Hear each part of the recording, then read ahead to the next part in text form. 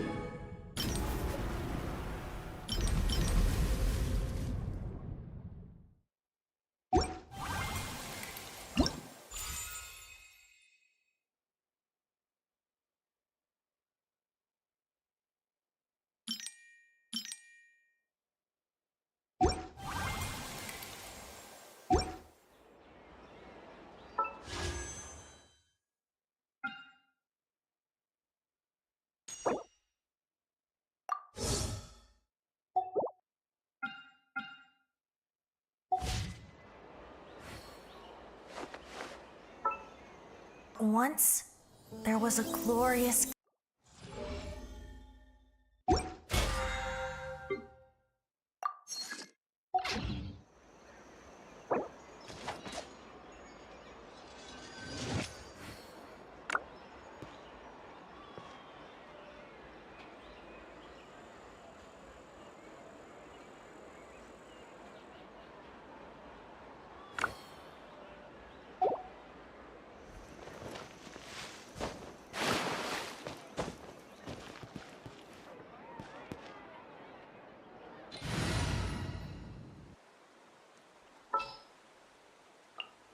Let's go get ourselves some answers.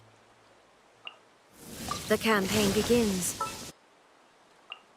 Sounds good to me.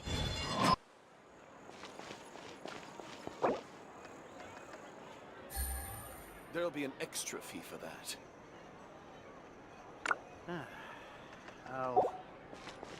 I'll think about it. Exactly! But none of them believed me!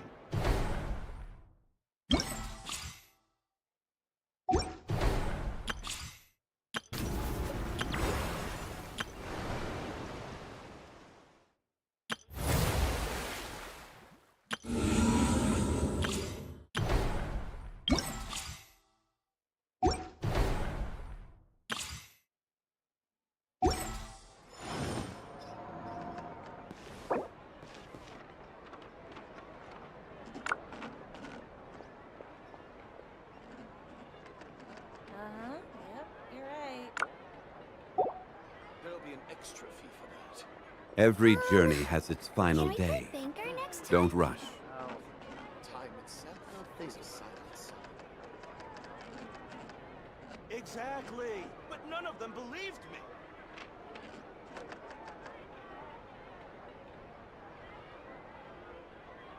Osmanthus wine tastes the same as I remember. There'll be an extra fee for But where are those who share the memory? time itself is a silent song. Exactly! But none of them believed me! I'll think about it. Yep, you're right. There'll be an extra fee. Where do you want to go Can we next? play Banker next If you'd time? like to see Liyue's tourist spots, I have a few references. Time itself is a silent song. Exactly! But none of them believed me! Osmanthus wine tastes the same as I remember. You're right. But where are those who share the memory?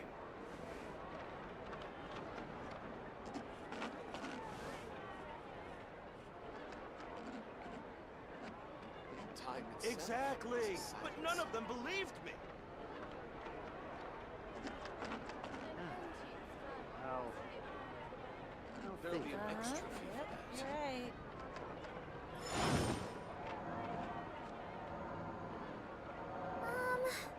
Can we play banker next time?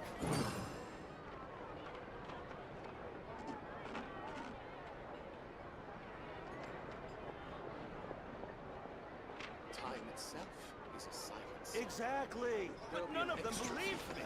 that. I'll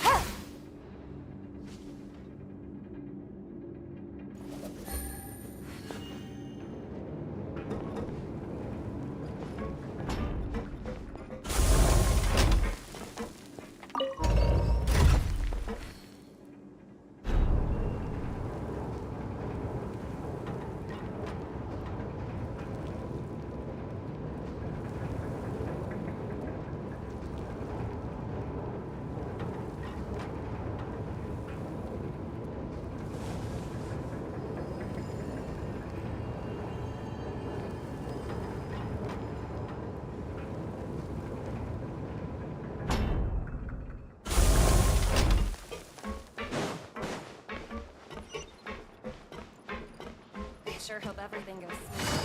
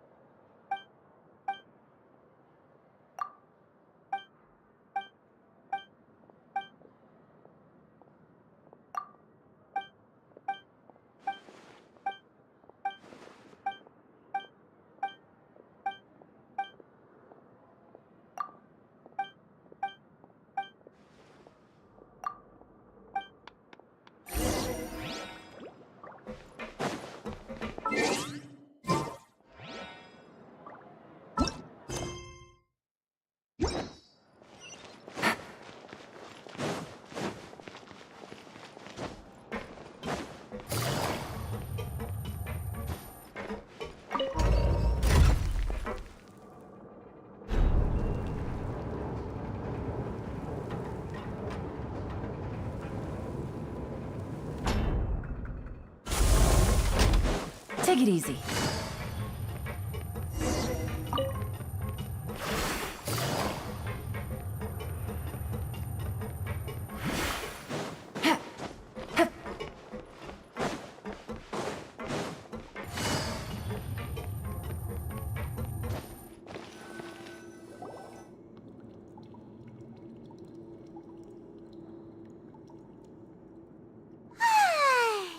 Now for wait a sec.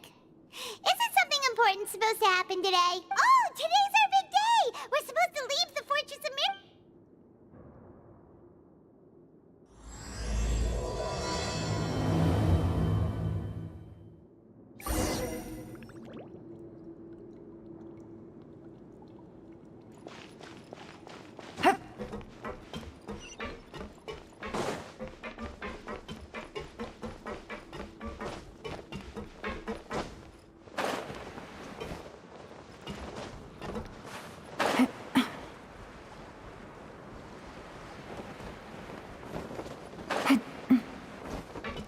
Take it easy. Please, sign here. This document will be effective immediately upon signing, and due to... It's been so long since we've been to the surface. Let's hurry up and...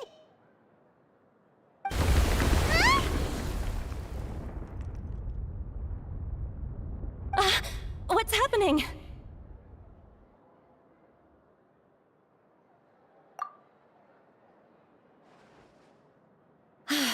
I'm fine, thanks.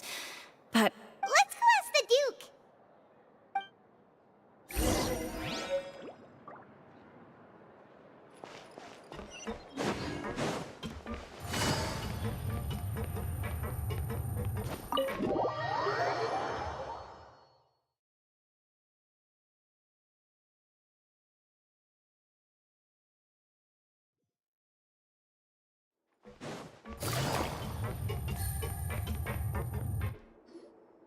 Your Grace? Ah, good to see you two. Is there something you wish to see me about? Yeah, what was with that earthquake just now? Ah, that. The tremor didn't originate from the seafloor. In fact, it seems it came from the surface. Over the years of serving as the warden here, I've developed a sense for distinguishing between what occurs on the surface and what occurs underwater. Besides, the seal that Monsieur Neuvillette set in place won't fail so easily. So the fortress is okay? If you recall our last incident, if there really were a problem, there would be crowds of inmates in a panic right now. Huh, you've got a point. Okay, seems we need to get back up to the surface and ask about what happened. By the way, do you know what day it is today? I believe today is this month's pipe cleaning day. Wait, seriously?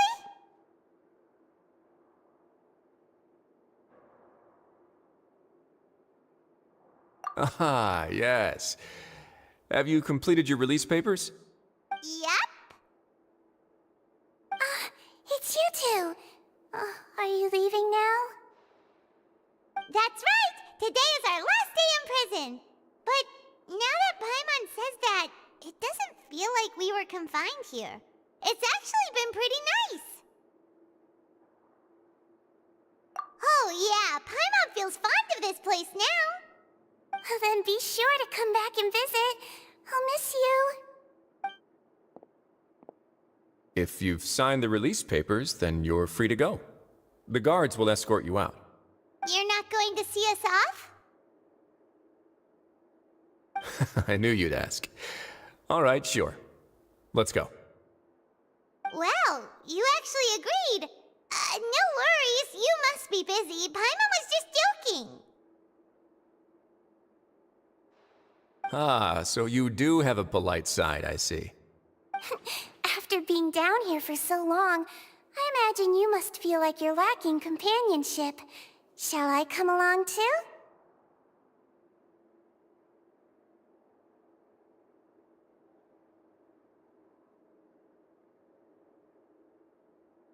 Yeah, don't worry, we'll come back to see you. Paimon really likes the cafeteria here. The chefs sure do know how to make good grub. I hope you won't be here as convicts the next time I see you. We'll do our best to stay out of trouble. Well, it seems our work in the Fortress of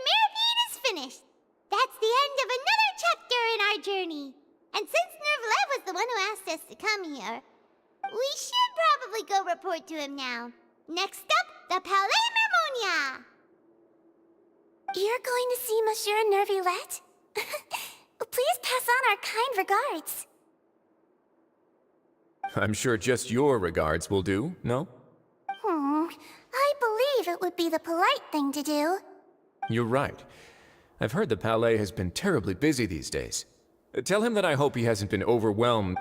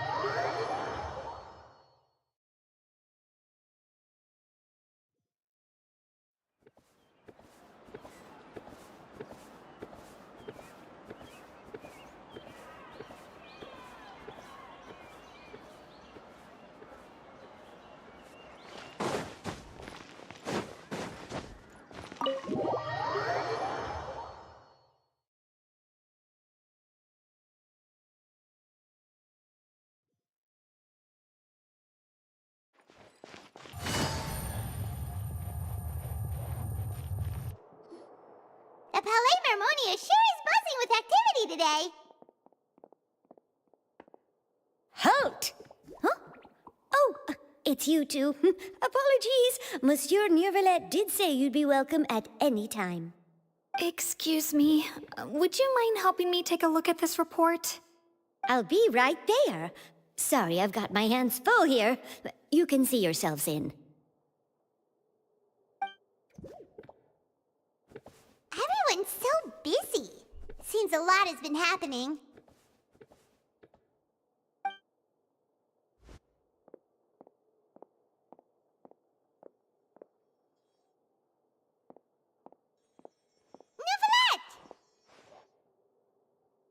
Hello. You've come at the right time, but you'll have to wait for just a moment, as there are some urgent matters I must tend to first. In the meantime, please, have a seat. If you'd like to have something to drink, let the Melusine outside know. That's all right. We just ate. Very well, then. Let's take a break over there while we wait for him to finish his work.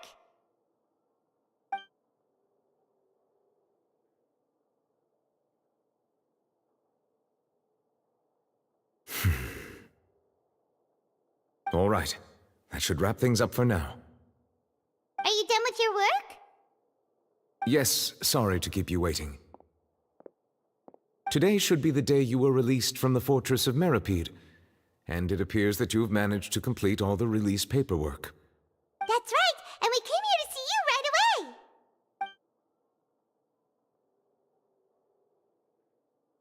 away. A massive whale. Do you have any idea what that might be? Judging from your description, that cannot have...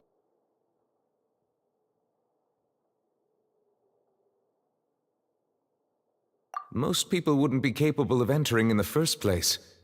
I'm not completely sure how he could have gotten there myself.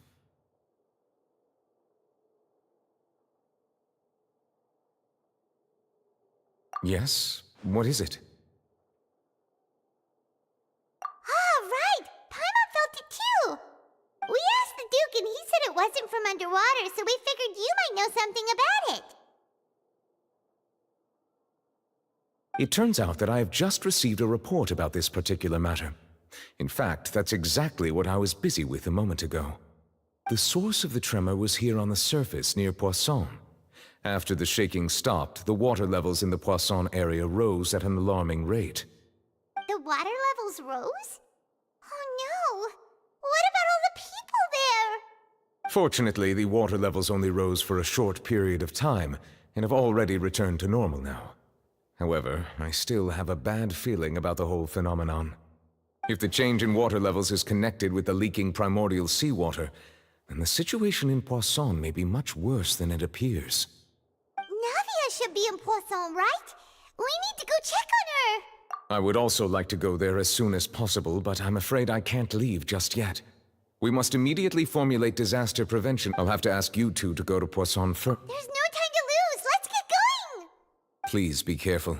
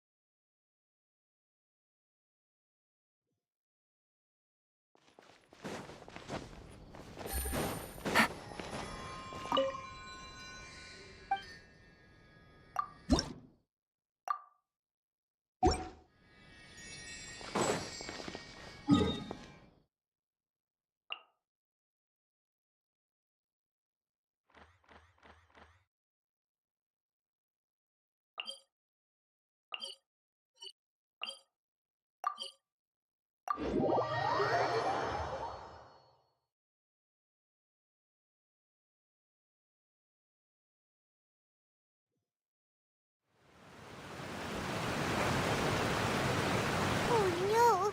What happened here?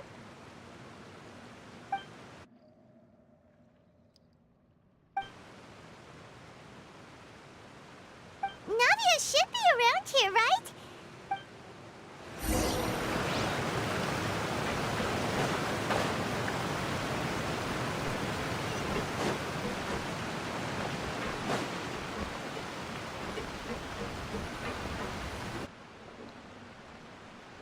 We haven't seen a single soul all the way here. Oh, this is... What will I ever do now? Look! There's someone on the roof over there! Just stay put. We're coming up. Watch your balance. All right.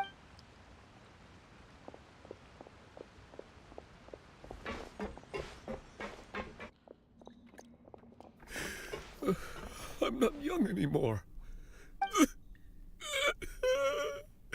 My Desiree! Oh, he looks pretty sad. My leg! My leg!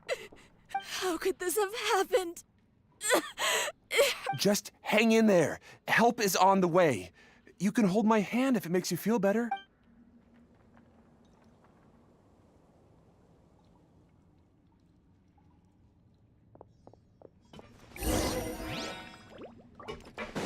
Take it easy.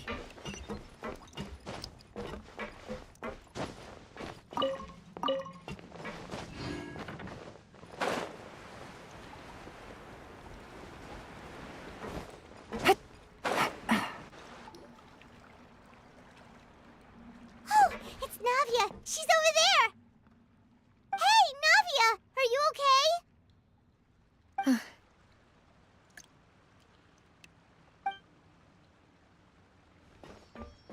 You're here. We heard there was a situation in Poisson, so we came as quickly as we could.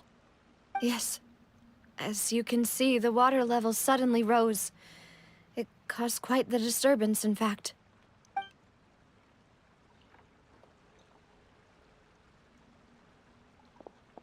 Demoiselle! There was a wounded resident next to a building southeast of here. We've already transported him to safety, but we've run out of medical supplies. He's wounded? How badly? He fell, so it's probably a broken leg. He's pretty shaken up. When the water level rose, he desperately climbed up to the roof. Once the water receded and he saw the ground, he became terrified and eventually... He jumped down then. Find the leader of Squad 1 and tell him to take the wounded resident to see a doctor. He should know where to go. Understood. I'll take over his search and rescue mission in the meantime. All right. You'll be in charge. I'm sorry. Where were we? The situation in Poisson? Ah, right. Allow me to explain. A little earlier, we suddenly heard a loud noise. At first, everyone thought that something might have exploded in the waterways. But before we knew it, the rushing water seemed a little odd, almost like the unique color of primordial seawater. Some people didn't realize the danger and thought it was just ordinary water, leaking from somewhere.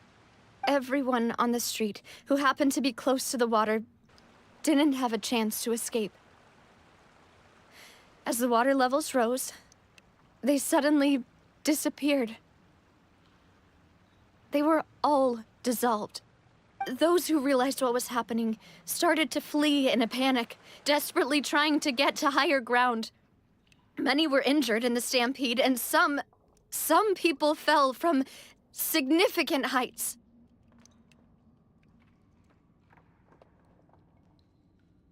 The Spina di Rosula initiated rescue operations as quickly as possible, but there have been a lot of casualties.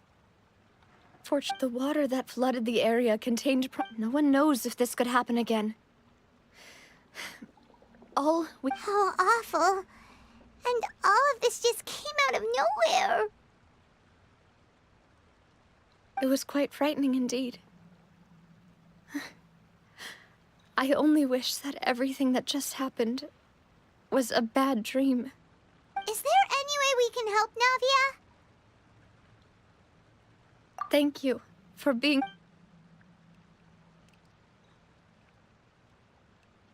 Don't say that, Navia. That's what friends are for. Demoiselle! We've got a situation here!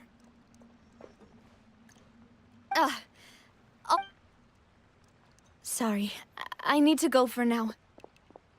And off she goes. Seems it might be a while before she can take a...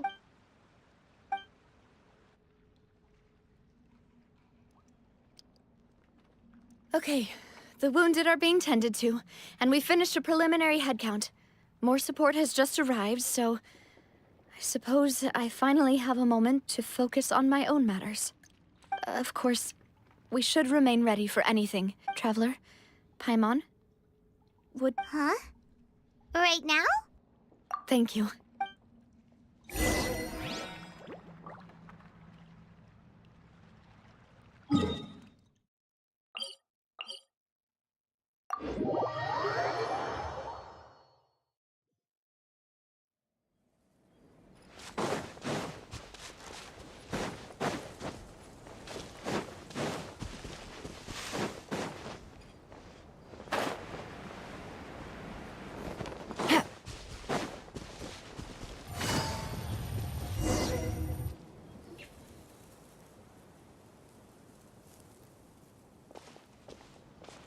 Not a lot of people here, huh? Well, given the time of day and the whole situation in Poisson, Paimon doesn't think there'd be a ton of people here visiting graves. Right. That's how things are now. The living are so exhausted that they've no strength to spare any words for the dead. Navia?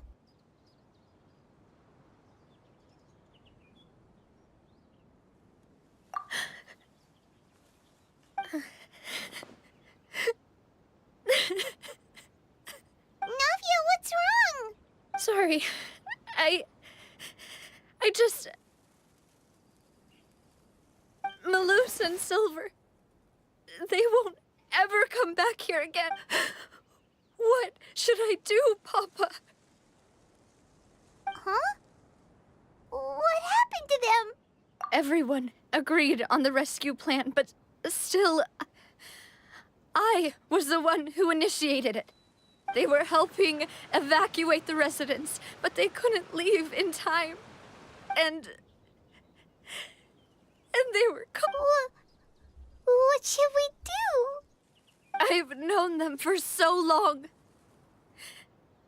And I know they weren't afraid. But I could at least hold a funeral for my father. And I know where he rests. But as for Malus and Silver, they're just... gone.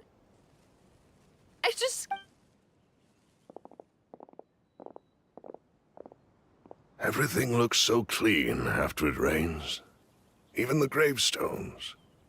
I didn't expect that you'd enjoy a glass of red wine in front of Master Callus's grave. I can understand. Besides, the scenery here isn't half bad. See, it's not just me. I always want to bring something when I visit Papa. Perhaps we might even have a picnic. He wouldn't be angry, would he?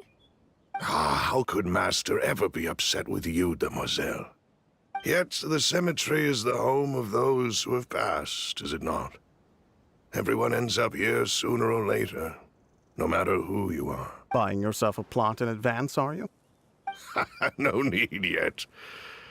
But when I do, I hope you'll let me be buried beside Master Callus, demoiselle. Hey, stop. I'm quite serious. That way, it'll save us both the trip to see each other when it... That makes sense. In that case, could I be buried on his other side? After all, besides you, demoiselle, the two of us could certainly be considered Master's closest companions, no? Personally, I believe we fill those shoes just fine. Why are you bringing this up all of a sudden? Seriously. All right. I'll remember your requests. But I'd really prefer not to talk about this stuff. And what do you mean by saving me a trip? I'd make the journey even if I had to visit you two somewhere else. I'd promised to let them rest in peace here. I'm sorry for letting you see me in a mess like this. I don't usually cry, really. Paimon doesn't know how to help you feel better. But, well, she understands how you feel. I had always thought I could make my wishes come true. But now that I think about it, Malus and Silver I'm so... You can spend as much time as you need here, Navia. We'll stay with you. By the way, you can have a look at this. Oh, Ben, so... It's okay. The overall outcome indicates that the cost... Right! Malus and... You're right. What you said just... Oh! Seems you've become more eloquent in the time since we last met. The knave? What are you doing here? Is everything going well on your side? Yes, my people are carrying out the mission according to your request.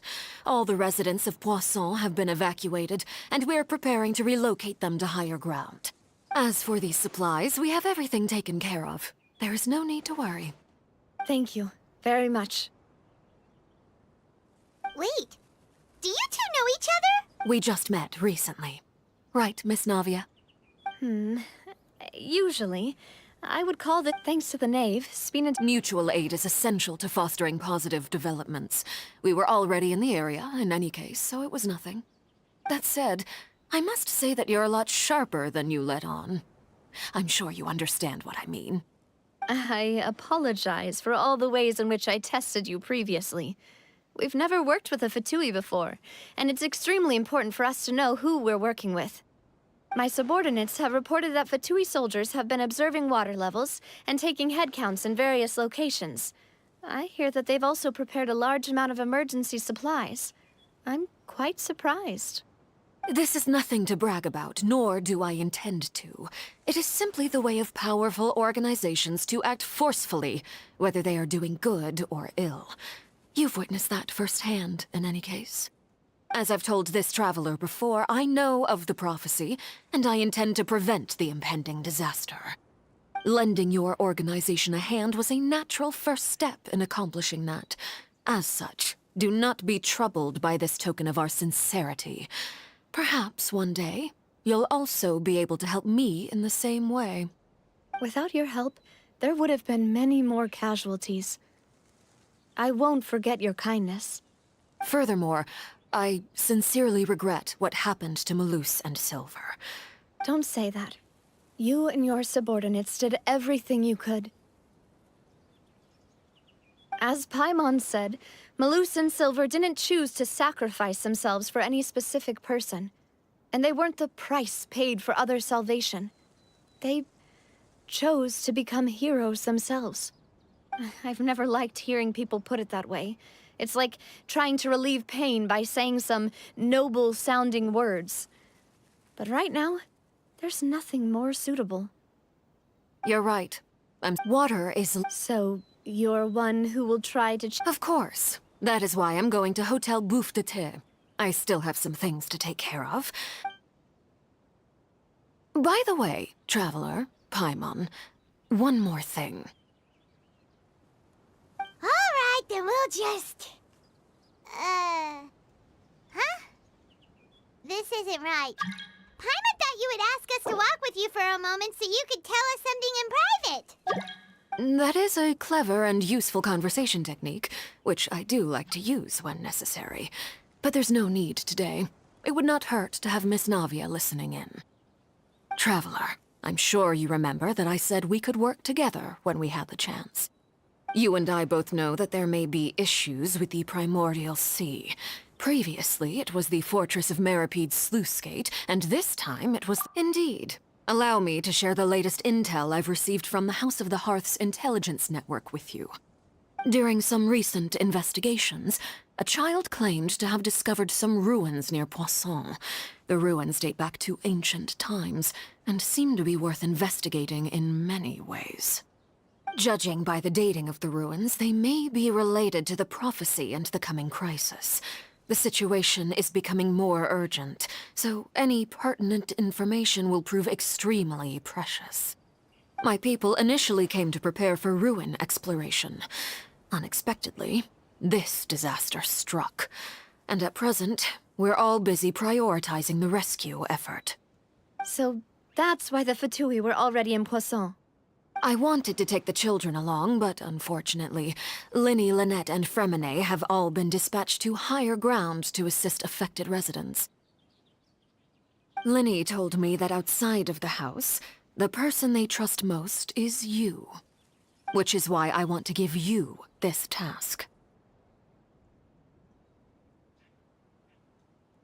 The House of the Hearth's members see each other as family.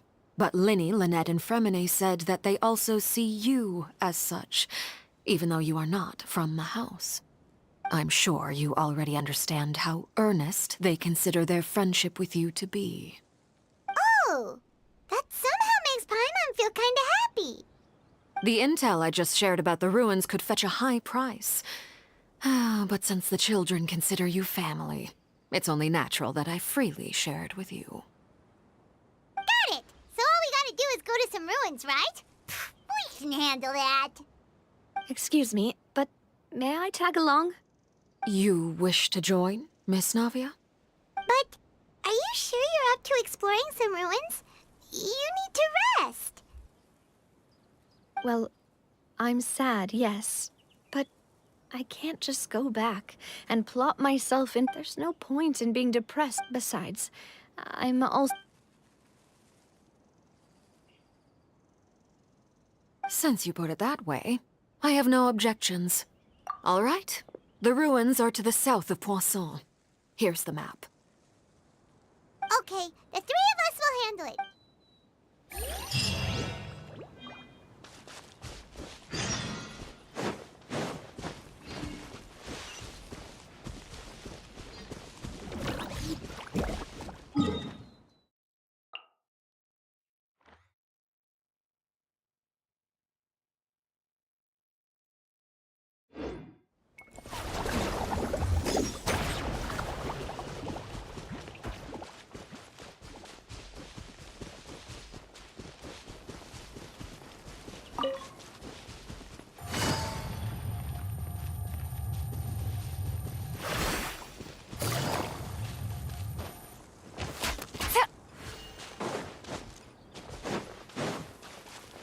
Take it easy.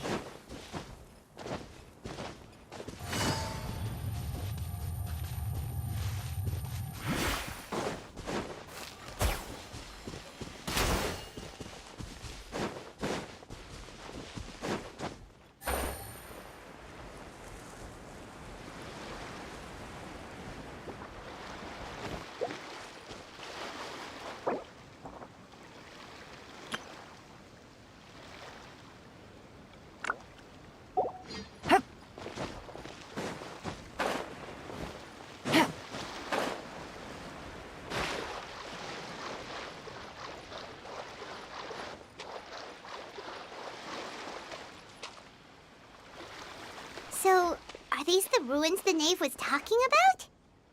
Whoa, talk about old. They seem to be pretty ancient, all right. Let's go in and have a look. Just be careful.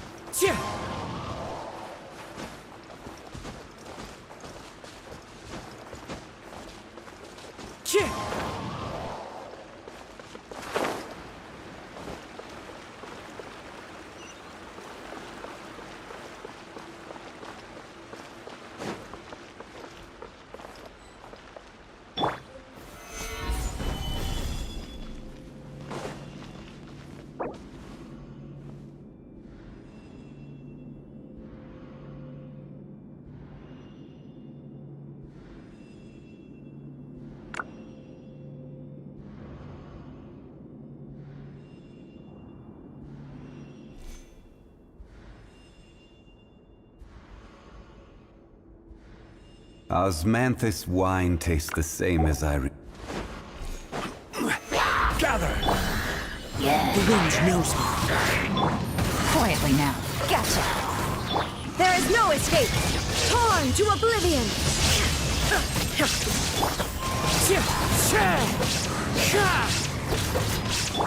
Busted.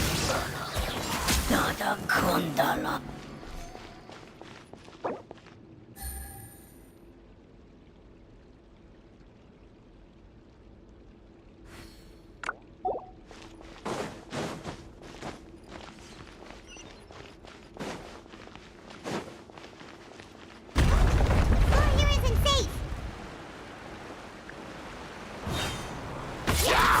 Quietly now.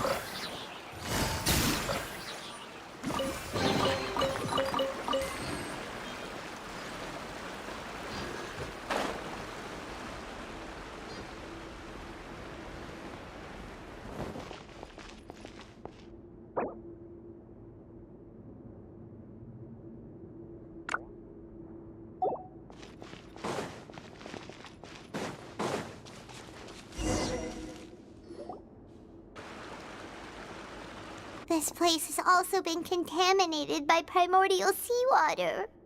Yeah. And a lot of it, too. A Fontanian would most likely dissolve the moment they fell in. Right! You can't go down if there's primordial seawater.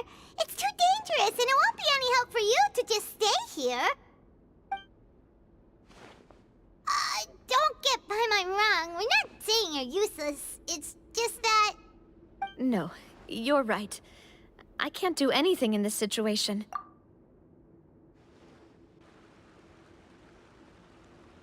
That complicates things. Maybe the only way left is forward. In that case, do you want to wait for us here? The water levels here are unstable, and there's a chance the water will rise. So, staying here wouldn't be safe either. I'll go together with you. Perhaps we'll find the exit just up ahead.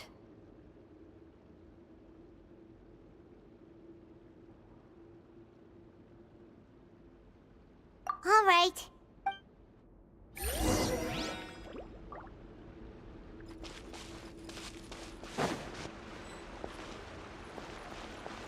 Oh no, it's a dead end!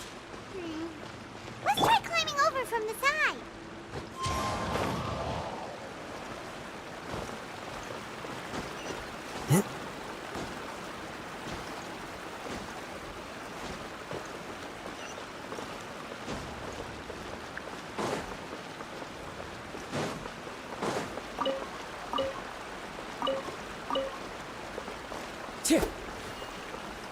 Time to go.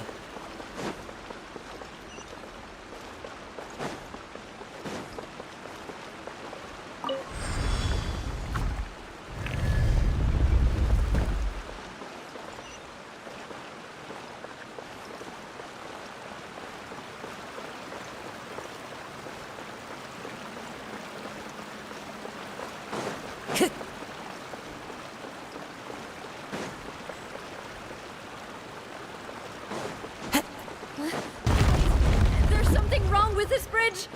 Run for it!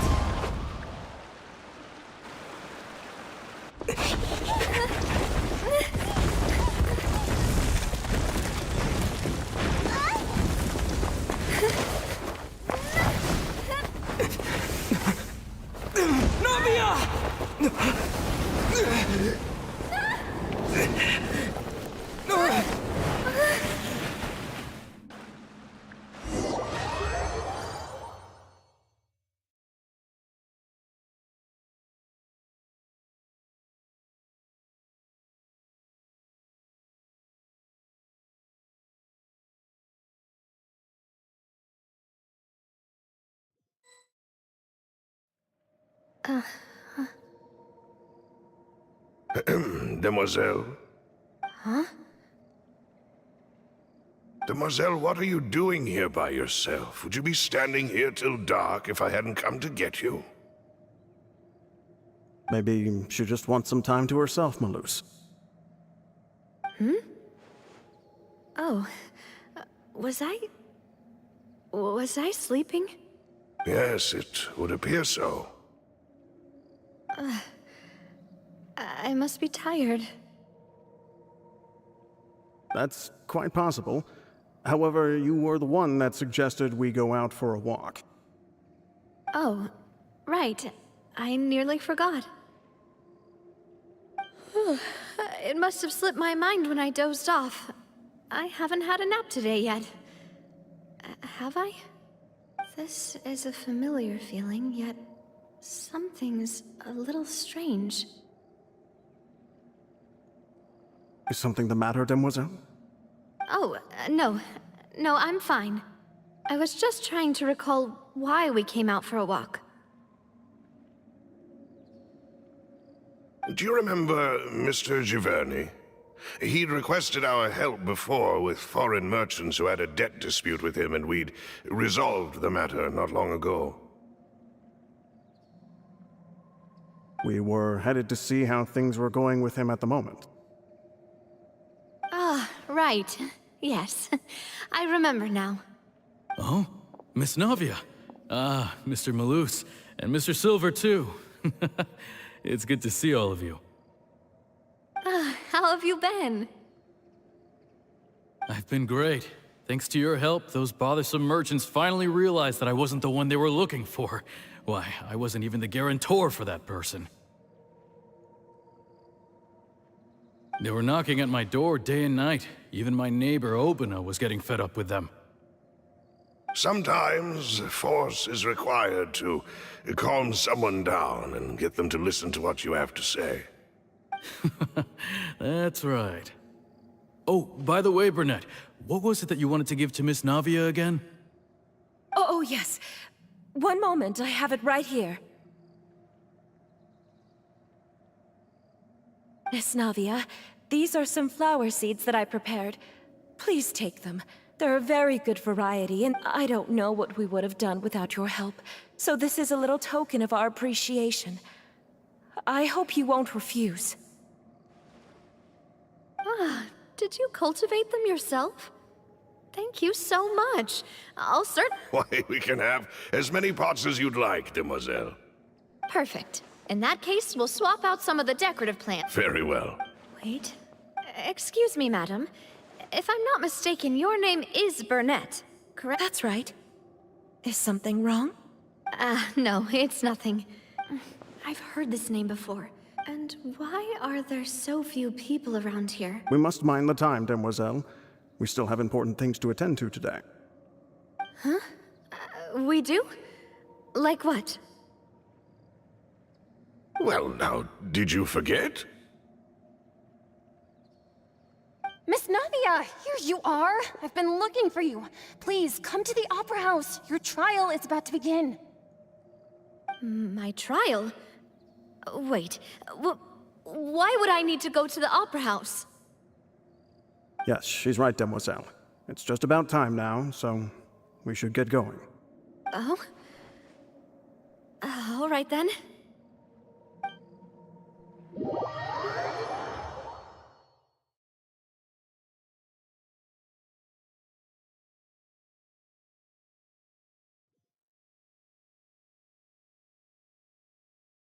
Look, it's Navia! She's here! And her two attendants are with her. Goodness, everyone's finally here. There sure are a lot of people here to see the trial. And they all seem to be oddly excited about something. I even know some of these people. Karina, Desiree, Joyville, Jolien, Essen. Why are so... And as for the judge... huh? Where's Monsieur Neuvillette? Please sit in the defendant's seat. Don't worry, Silver and I shall accompany you. All right. But are you sure you can stand behind me? Typically, it wouldn't be allowed, but today is an exception.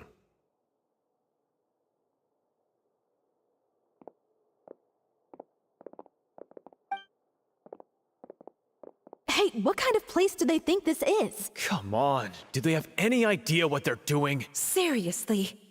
Enough with the whispering! Could someone please tell me where Monsieur Neuvillette is? And why I'm standing trial? My dear Miss Navia, have you not yet realized what you've done? In that case, allow me to explain. As all here know, you are Master Callus's successor, the head of the Spina di Rosula, someone held in high regard by every soul in Poisson. After you took over the Spina, you treated all of us just like the late Master Callus had. If anyone in need reached out to you for help, you responded.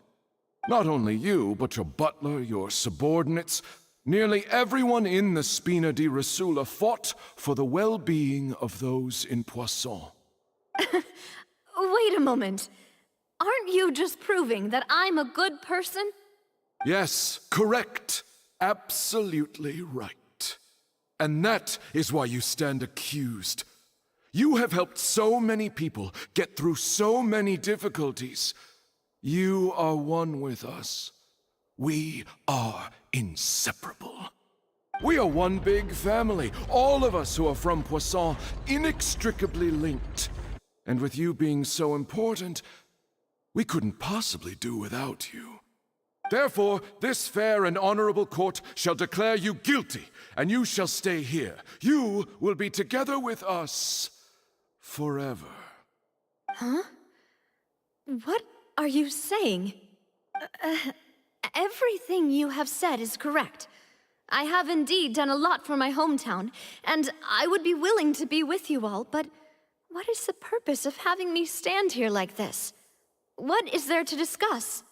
Ah, well, if that's what you think, then I have no further comments. How wonderful, Miss Navia!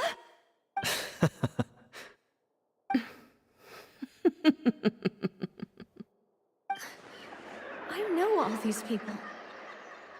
Why are they laughing?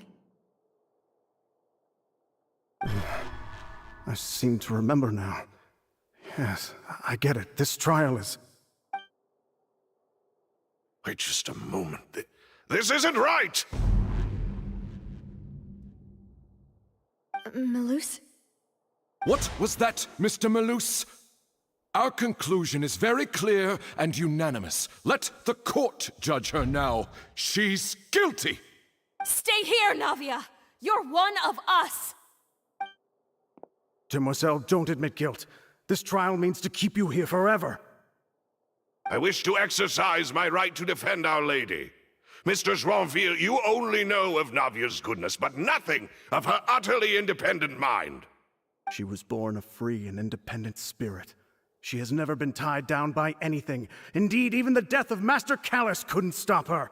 Her actions cannot serve as proof that she identifies herself as part of any group. She merely acted as an individual, extending her hand to help others. Please do not mistake her actions as being otherwise. Really? As an individual, you say? Don't forget, we are all Fontanians here. This is the nation of justice, the nation of Hydro. Even if Miss Navia only voluntarily rendered her assistance, that doesn't change the fact that her beautiful soul must return to everyone. Water accepts all, blends with all. It will surely accept her kindness. Everything is measured here in the nation of Hydro, and in the end, everyone shall meld together.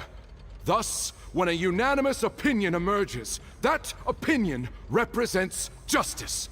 Now I speak for everyone. Our opinion is consistent. Navia should stay. We and Navia are one. And you would call this justice? Preposterous. You are merely jealous that Demoiselle still has a chance to exist as an individual.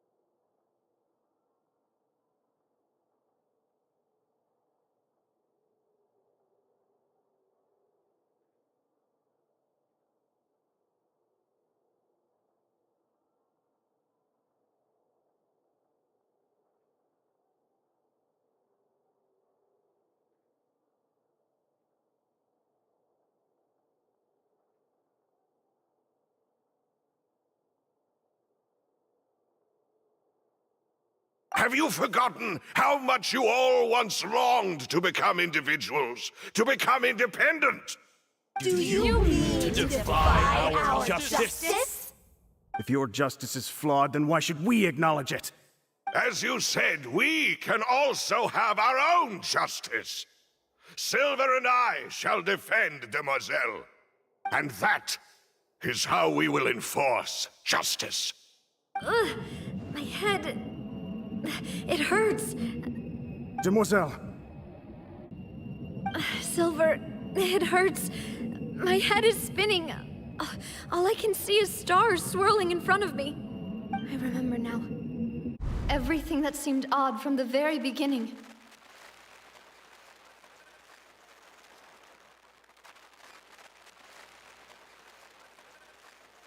Karina, Desiree, Joyville, Jolien, Essen, and Mr. Giverny and Mrs. Burnett, who we met earlier. Even Malus and Silver. I don't want to admit it, but they're all dead. Don't be afraid, and don't admit guilt. We will protect you to the very end. Absurd! Who are you to say that she cannot be judged? We are the majority, and in the nation of trials, the majority is absolute justice. We are the will of all. Don't let them escape! We shall keep Navia here with us! Mr. Malus and Mr. Silver, must you be so stubborn? How could the two of you possibly hope to stand against the collective? Do not resist. This judgment is fair and just. Navia belongs to us. After all that happened, she should not be left alone in Poisson. What are you saying? No more excuses! He says we're jealous. Jealous? How could she possibly be an independent individual?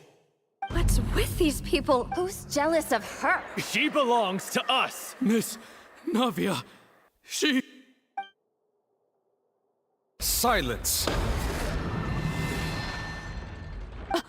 That's...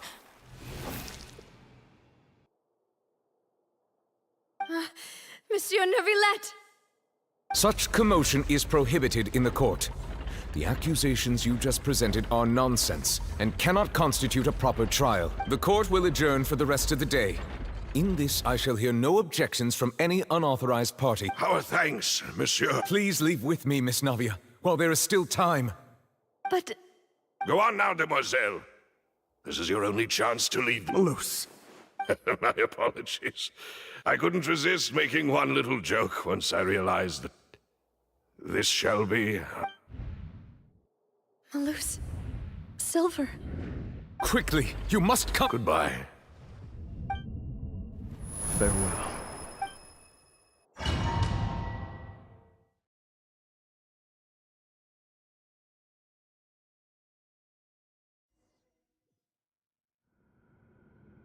No, wait! Just a second! Navia? You're awake. Good. I must have been dreaming.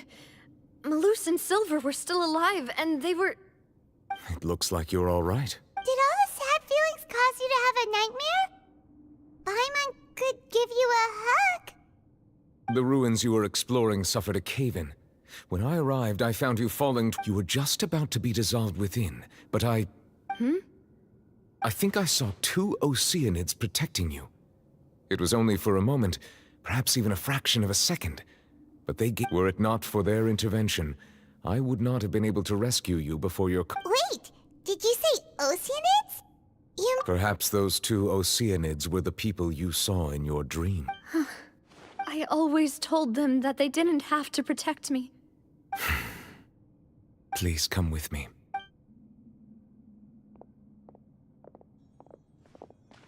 Neuvillette, are you okay?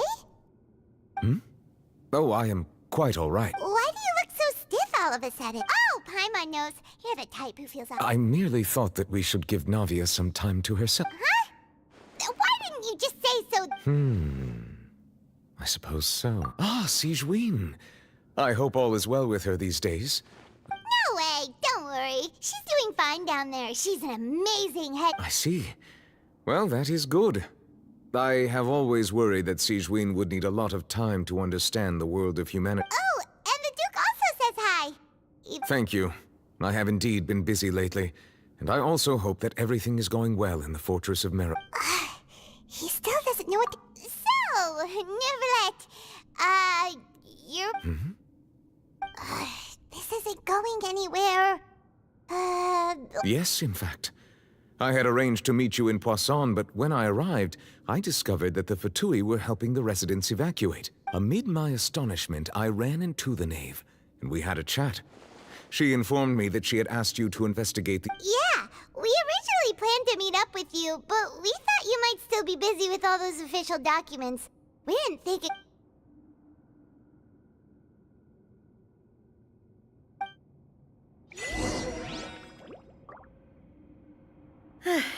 I'm sorry to have kept you all waiting like that. I'm feeling much better now. I guess we should get going again. Will you come with us, Monsieur Neuvillette? Yes, if you wouldn't mind my company. All right! Another one joins the party! Let's get going then! Yeah. Busted! Wind strike! As one with wind and cloud! Now you shall perish!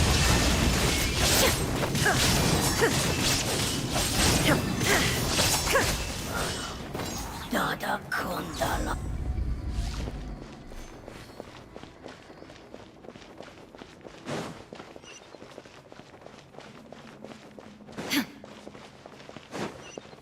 Oh no! Another unstable path! Watch your step!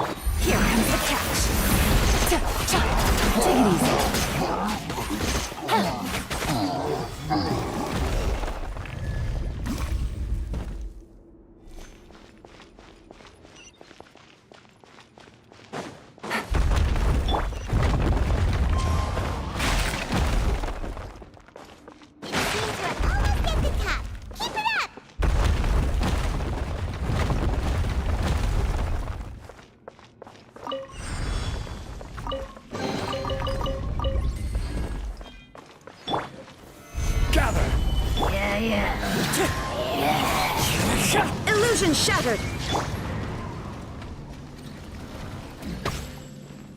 This is order. Inazuma shines eternal!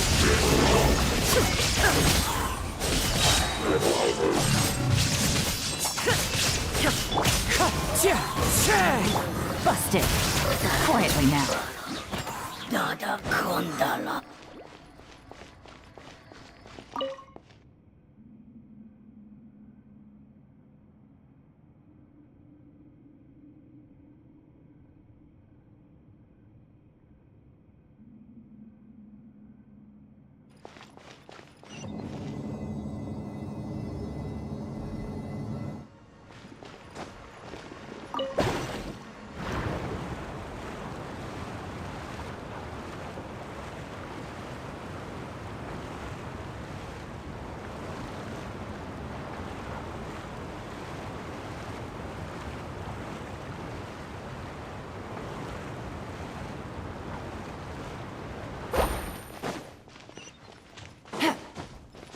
Take it easy.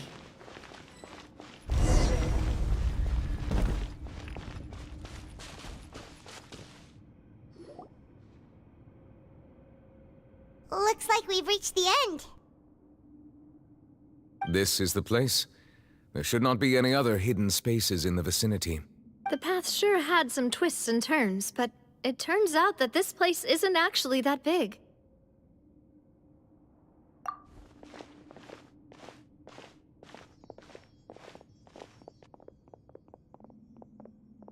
Stone slates? It seems like they were put here as an offering.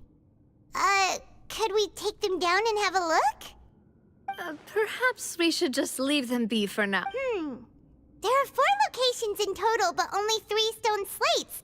The slate that should be in the first empty... The surrounding walls also show signs of damage. There's something written below. Let Paimon see. It feels like someone left these slates and these words here for a purpose. That would fit the circumstances dictated by the prophecy, yes. Indeed, the slate's contents There's a person kneeling here. She seems so dedicated. And there's a whole bunch of other people behind her doing the same. She's facing this... And is that Lady Farina in the 3rd image? And is that a ring of people around her? The 4th image. I know this one. This exactly matches the content. The people will all be dissolved into the waters.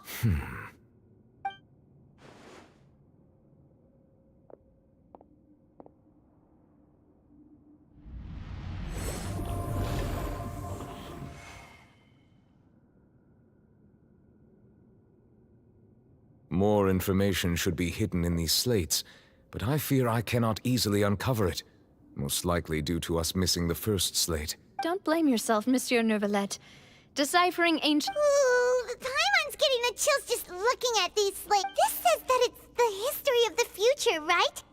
That means the... I really hope it doesn't mean... Still, Paimon feels like these images are kind of...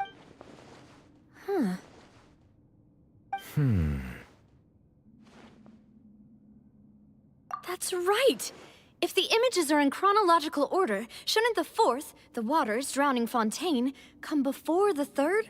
Or the... And yet the order is reversed here. If we go by timing, Lady Farina only emerges in the 3rd image. That means that the person in the 2nd image might be the previous Hydro Archon. Egeria, then. I had never met her, but her appearance here does match the records.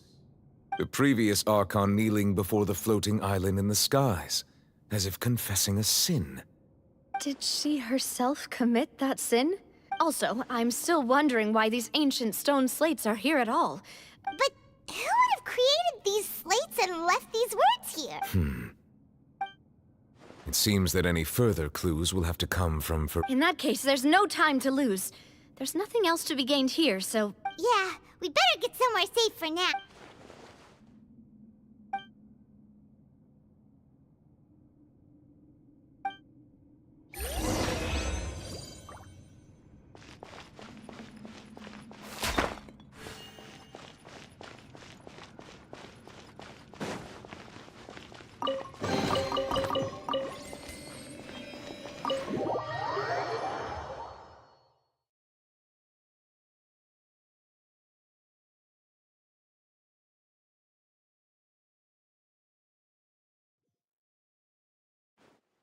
Let's split up here. I'm going to check on what's happening with the Spina. You still have energy for that now? Just head back to the... I'll depart as well. Thanks for your hard work today. Traveler, I will go talk to Farina tomorrow morning to ask... I'm sure that you're concerned about this matter as well. If you have time, drop by my office. Are you really gonna... She has long... All right. I will be... Traveler, Paimon. Our safe house at the... All right.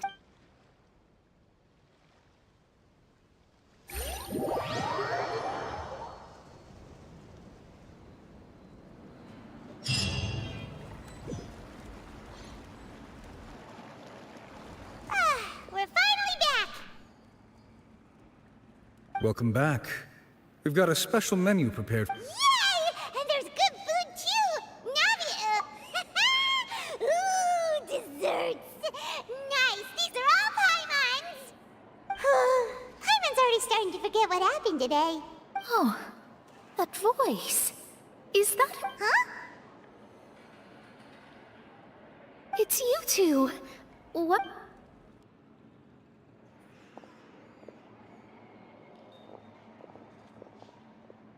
Mona?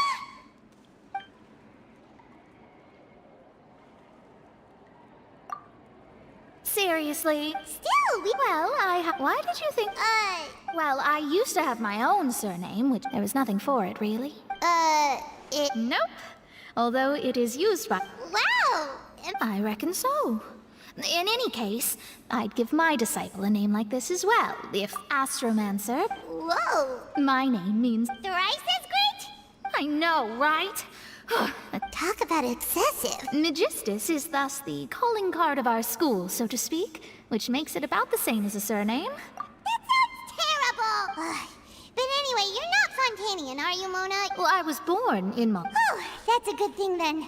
At least we... Speaking of that, I'm sure you're aware that a bunch of things have happened here, and there's something ominous about it.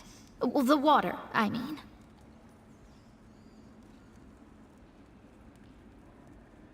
That was the main reason, yes.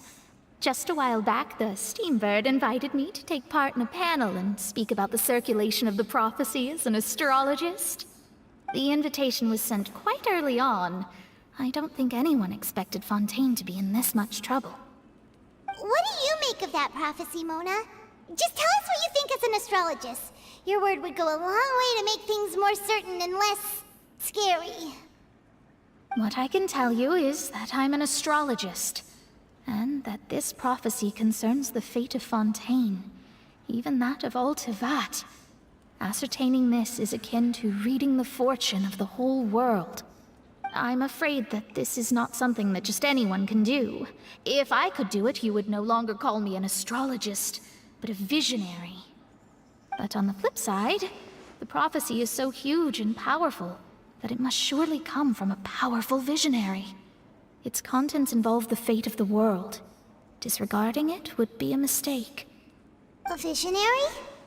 Sounds really powerful and all, but does such a person really exist? Of course. The old hag could do it, and I'd bet there are others amongst those Hexenzirkel colleagues of hers who could do something similar.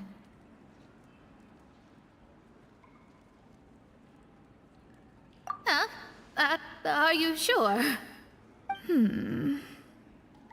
All right, I'll help you. It isn't often that I see you with such a serious look on your face. I'll tell you once I hear back from her. Thanks, Mona! You're amazing as always! Oh, well, this is something only I can do after all. So yes, your praises are quite welcome. That's the greatest of astrologists for you! Indeed, Oh, sorry. I came to see what all the commotion was about. Oh, whoops. Guess we were getting a little too carried away there. Well, I'll go tend to my own business now. If I receive any news, I'll be sure to come find you two again. And there she goes, quick as rushing water. And here we are with the Spina guy giving us... Right, but we were able to recruit...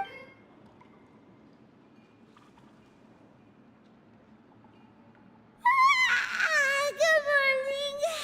To be honest, I'm still feeling... but it's time to get up.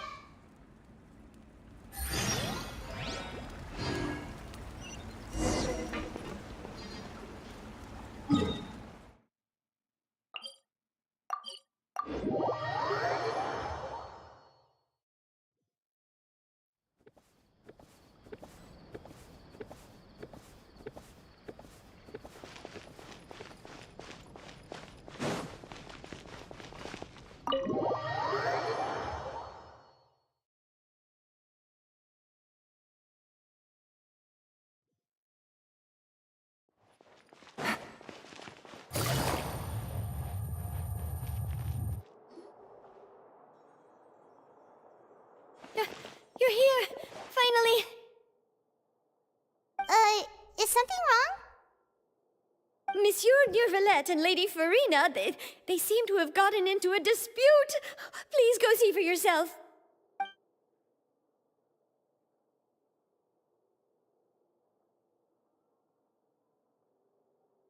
Like I said, I've already explained everything! And yet the problem has not been properly solved. There is little space for excuses between us. It is not my intention to offend you, but please, tell me where you stand. You are the Hydro Archon Focalor, are you not? Look at this. This is a list of the victims from the recent Poisson incident.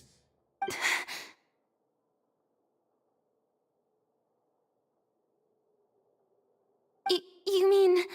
We did not arrive in time to avert this disaster, and I will not have it happen again. I will say this once more. You must tell me everything you know. Yesterday, I found 3 stone slates in some ancient ruins near Poisson. Do you know anything about those? Seriously? You're questioning me like this is a court case now. I don't know anything about that. But you found them in some ancient ruins, you say? That's correct, which is why I came to ask you some questions. There should have been 4 slates, but one of them was missing. The other 3 feature different images that seem to correlate to the prophecy. The prophecy? The second of these slates depicts the previous Hydro Archon Egeria kneeling before a floating island in the sky, as if confessing something. Do you know nothing of this either? I don't. I've never seen such slates. I'll ask you again. Do you really have no information regarding the previous Archon? My deciphering of the slates indicates that the Hydro Archon Egeria once had to confess to, or apologize for, a certain sin. If anyone would know about it, it should be you. All gods don't have the same secrets, you know. She was herself and I'm me. Is it really so strange that I know nothing? I understand your concerns, but I'm sorry. I just don't have anything to tell you. Forgive me for saying this now, Lady Farina, but I have long known of your various secret investigations into certain matters. There are several indications that you have been investigating the prophecy on the sly. This is not strange in itself, considering that you are the Hydro Archon. But it is strange that you should also claim to not know any of Egeria's secrets, as well as do nothing following your inquiries.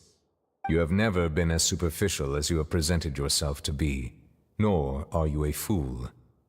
And yet, your behavior is very inconsistent.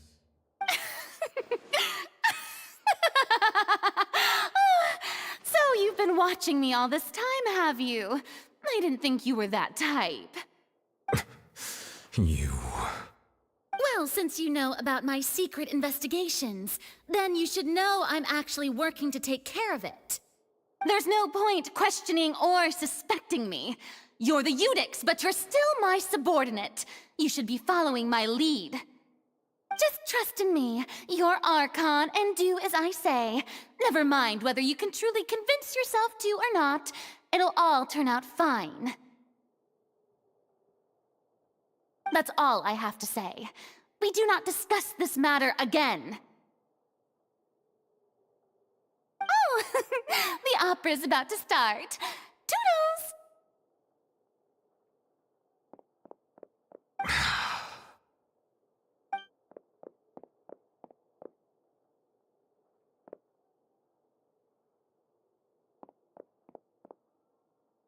Did Farina not notice us standing by the door? Wonder what's up with her. She was smiling. I assume you've been outside for a while now? Oh! You noticed! Seems Farina didn't even realize we were here. She was in a great panic, though I cannot discern the reason. Our discussion reached impasses time and again, a state of affairs that we cannot allow to continue. Still, I do not understand. Dialogue is the basis for understanding, so why did she keep refusing to engage?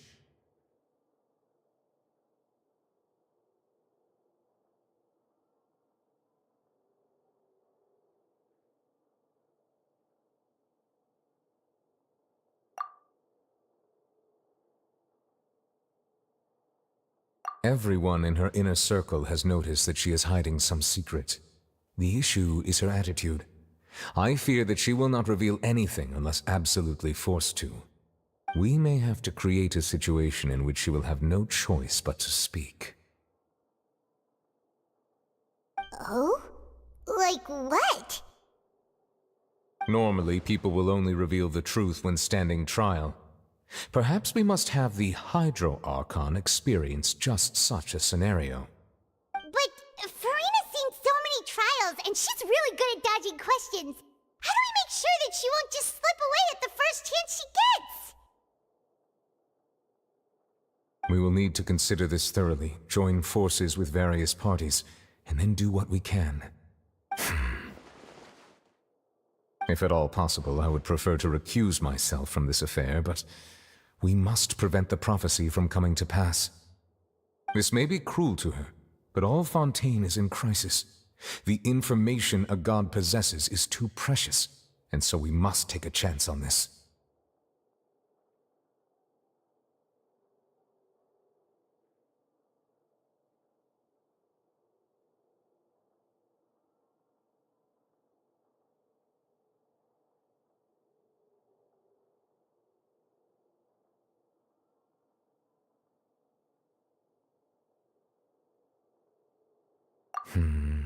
But who will lend us their aid to do such a thing?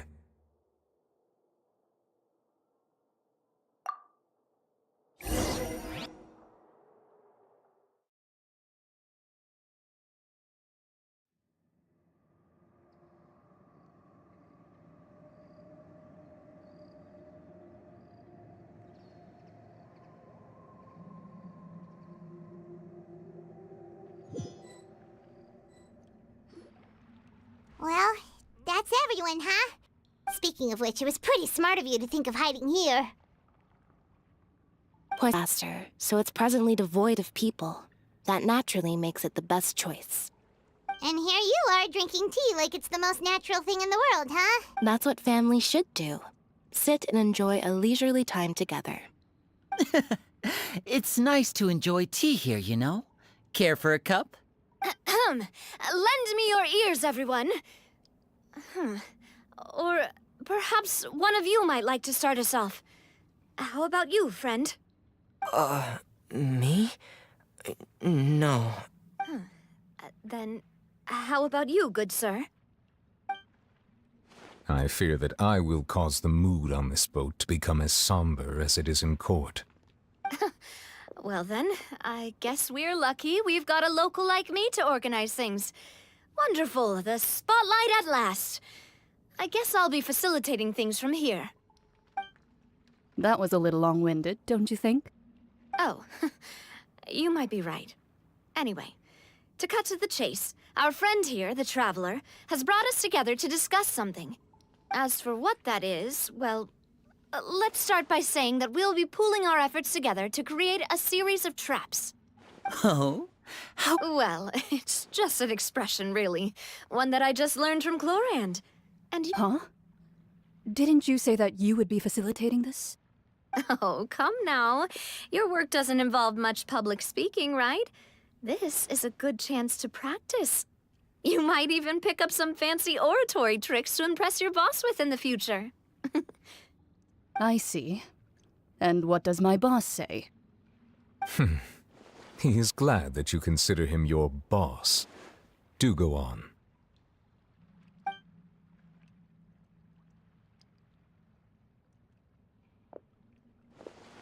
In that case, do any of you have experience hunting? Not that I recall. Fremine and I once used a wooden stick in a basket to catch wild rabbits when we were younger. As for Lynette, oh, right. I've also gone diving to catch some fish before. Does that count? I'm afraid not. You may or may not have heard, but Fontaine once played host to a group known as the Marechaussee Hunters. Though that was their name, they did not hunt animals, but rather various monsters left behind by the ancient dynasty of King Remus. Today, Fontaine's monster population has already thinned greatly, so the hunters have blended back into society, taking up arms in other lines of work. They even left a unique methodology of hunting in their wake. A trap comprises of the following components: bait, a trigger, and a containment device. Sometimes a lethal implement will also be necessary to deal with the prey. So, if we were to build a trap together, right now, what would you choose to build it with? For me, I would prefer something basket-shaped. Pigeons and rabbits will see the bait and naturally enter the snare. Our line of work requires a deft hand, and we're some of the best in the industry, so you can count on our techniques. You used some of those techniques while moving the people of Poisson, didn't you? My subordinates mentioned that you even performed some magic for the bawling children. Yes, and I even managed to gather some intelligence in the meantime. I'm quite the multitasker if I do say so myself. I'm afraid I can't claim that as my strong suit. I prefer more stable methods, like placing bait in the water and waiting for the fish to come within reach. That's the kind of method I would count on. Calm and steady. Exactly the kind of person who would catch loads of fish. And I can be their assistant. With discretion, I'm sure. I'd probably use some sort of mechanical animal. Papa once bought me some small clockwork squirrels, mice, and such. When placed in the forest, they can attract others of their kind. I remember that you liked those too, didn't you? I did. And that would be a good way to go about it. If they're realistic enough, animals of the same kind will follow them all the way to the trap. What about you, Monsieur Neuvillette? I fear I do not have any related experience. That makes sense. You usually solve problems directly, without the use of any such tricks. But I do have one more question for you, Monsieur. If we were to create a trap now, how would you design it? I would like for it to be effective, but bring no harm to the prey. A more gentle trap would be ideal. Kind, as always. However, our intention doesn't necessarily change the containment device and the type of implement we need. If we wanted to kill the prey in one strike, we would need a powerful implement. However, that also goes for prey that must be captured and safely contained. Wait, why's that? Only a hunter who's a true expert at subduing their prey can snare it without harming it. The line that divides life and death is often exceedingly thin. So are we going hunting together?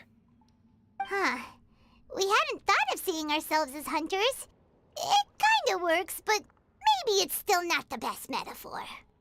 If our means of capturing and dealing with our prey is to put them on trial, then the hunting metaphor is actually quite accurate. But we shall require much more courage than any hunter to judge a god, a being whose seat is an exalted throne. Oh, so that's what's going on. Sounds very interesting.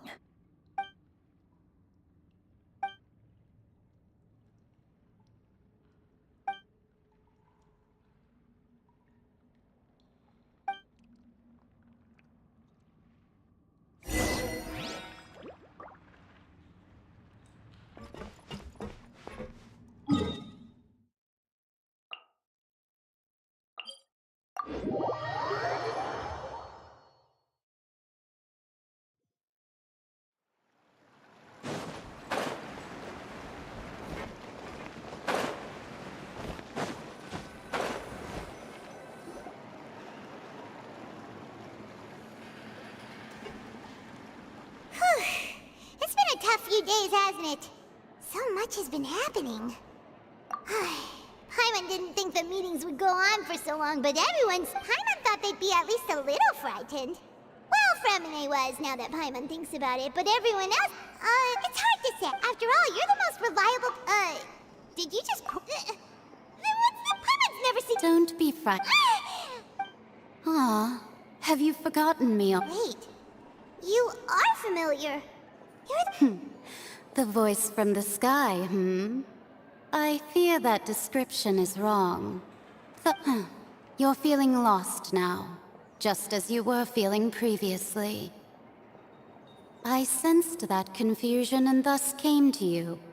Guiding people isn't Consider me a passerby, just accepting a commission from my friend's disciple on a whim. The prophecy. Yes, what has been prophesied will be fulfilled. You may view such things as the history of the future. What? Then is there any way we can stop it? I believe you have witnessed a failed attempt with your own eyes. Can everything in Tevat so easily be changed? Ah, so you've caught on. Just as prophecies are usually only the future as seen from the perspectives of the gods, could things be happening in hidden corners where the gods' gaze does not fall? Are the things that you shall see different from the fate that the gods perceive? What is she talking about? It all sounds really impressive and... I believe that you understand, right? Some things are insignificant, but others you must reach out to change. Ultimately, fate shall serve as your only guide, no matter what will happen in Tevat's future. This was good tea, by the way. Thank you for your hospitality. The voice.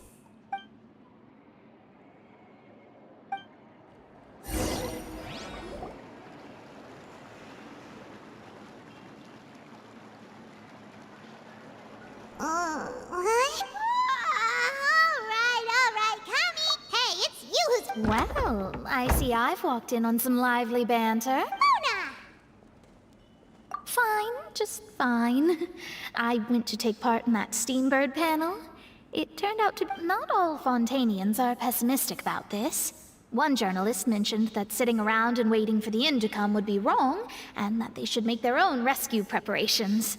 I agreed, so... Did she have pink hair by any... Why, yes. It was Charlotte. I'm in full support of her view. Prophecies are very important. That's right! Paimon's glad to hear something sensible for once. Ah, yes. About what we had discussed before. I did try, but I'm afraid I couldn't reach the old hag. I'll try again. Huh?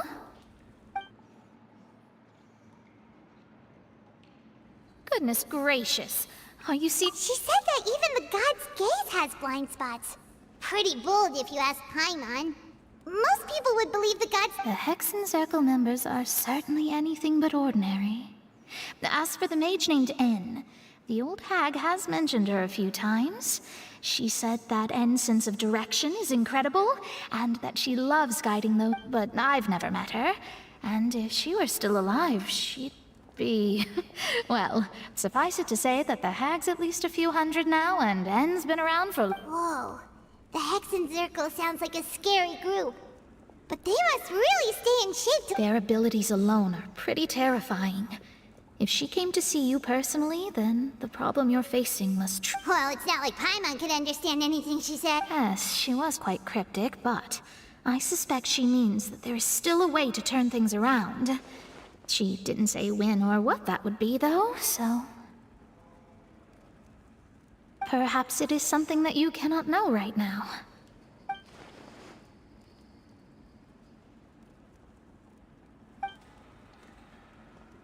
Traveler, Paimon, are you two all right? Oh, we're fine. We're just a little down right now.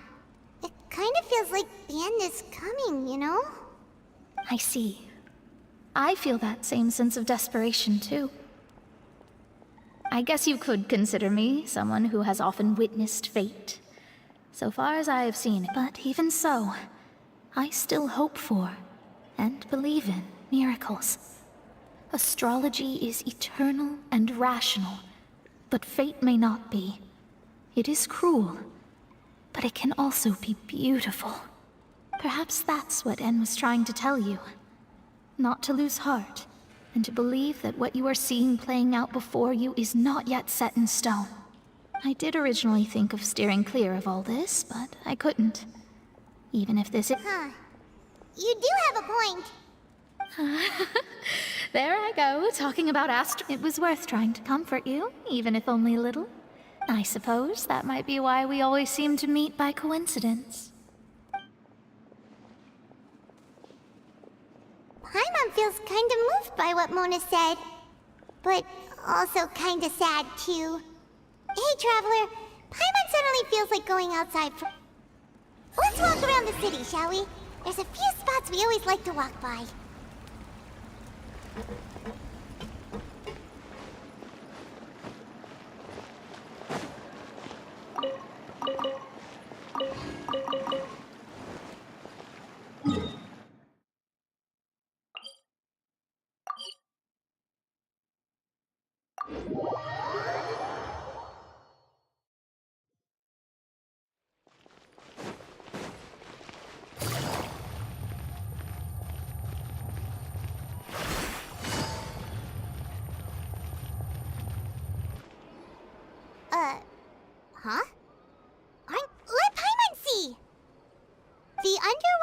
stronghold, the Fortress of Meripede, has continued in its noble autonomy, but that does not mean that others cannot interact with it.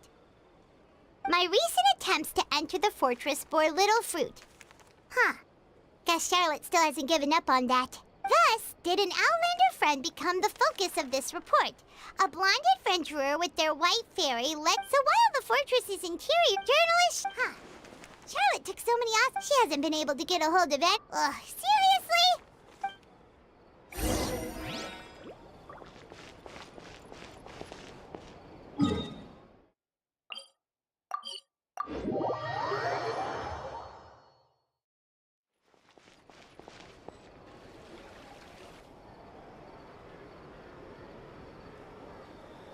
We're here! Paimon's hungry.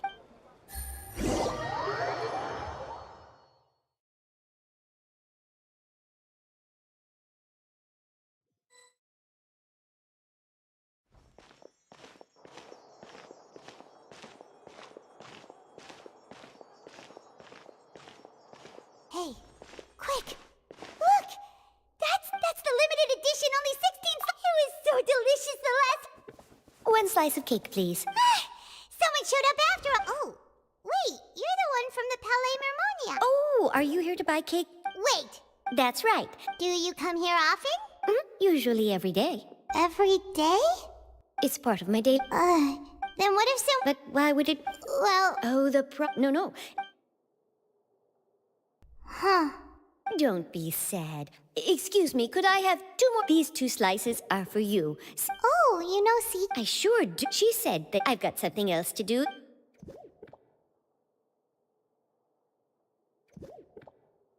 And there she goes. All right, let's dig in. It's more delicious than last time. And the flavor gets even better with this. Sure would be nice if we could always eat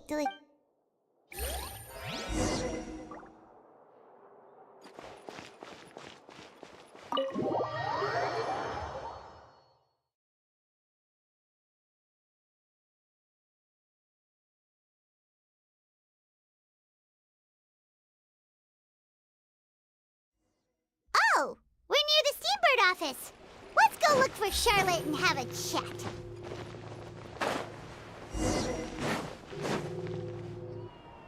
Wow!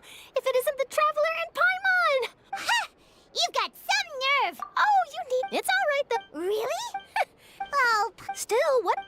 A friend of ours may... Ah, so she mentioned... She said that you're... Huh? Oh, of course it doesn't. That was more like live photography. Yeah, are we? Why not? Oh. Oh, so that's a yes? Ooh, splendid! I'll tell the editor-in-chief immediately. Ooh, so much... Wait, Charlotte. Paimon's still got a question for you. And what's that? If you're... From what I've seen, so in all likelihood, I'd probably still be prepping at the office for that. Just think about it. If this nation really were to be suddenly destroyed tomorrow, and then do you know what I'd do? Well, I'm not a dreamer, but anyway. That's... So... Anyway, let's go and take a look at the sea, shall we?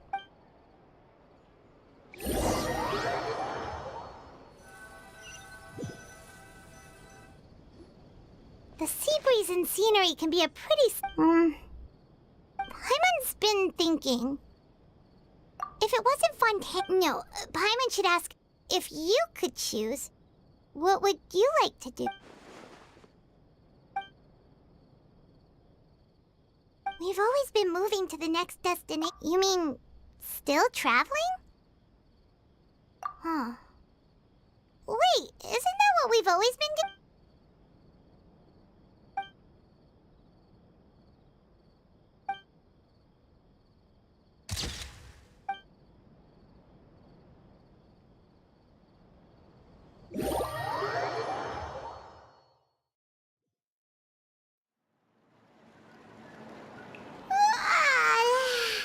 Feels like it'll grow more. But it's still better than the Fortress of Meripede, that's for sure. Ah, so the 2 of you are still here. Oh, you're from the Palais Mermonia? Yes, I'm Isadora. Monsieur Nervillet sent me to look for you two before.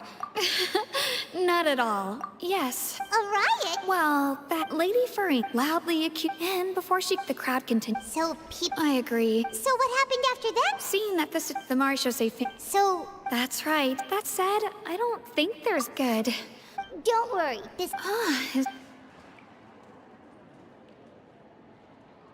Well, sounds like we should hurry over to Poisson then.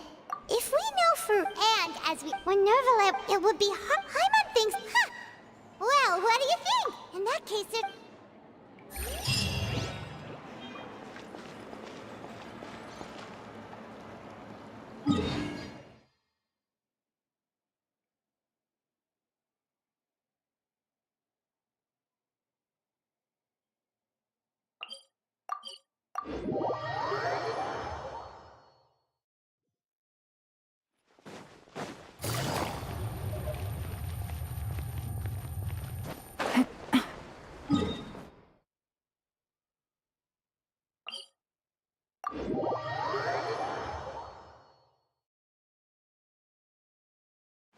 This place looks deserted. Guess all the survivors must have evacuated already. All that's left here are signs of devastation. Could Farina really be here? Let's try to find her as soon as possible.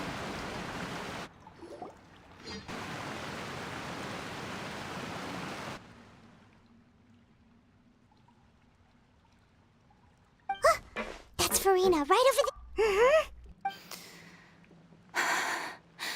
Should I just give up?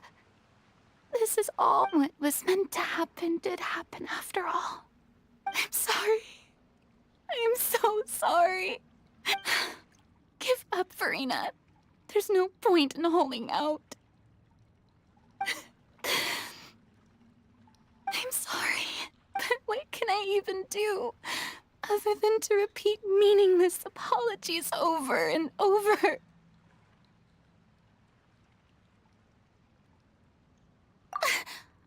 Who's that? Don't worry, Farina. It's just a...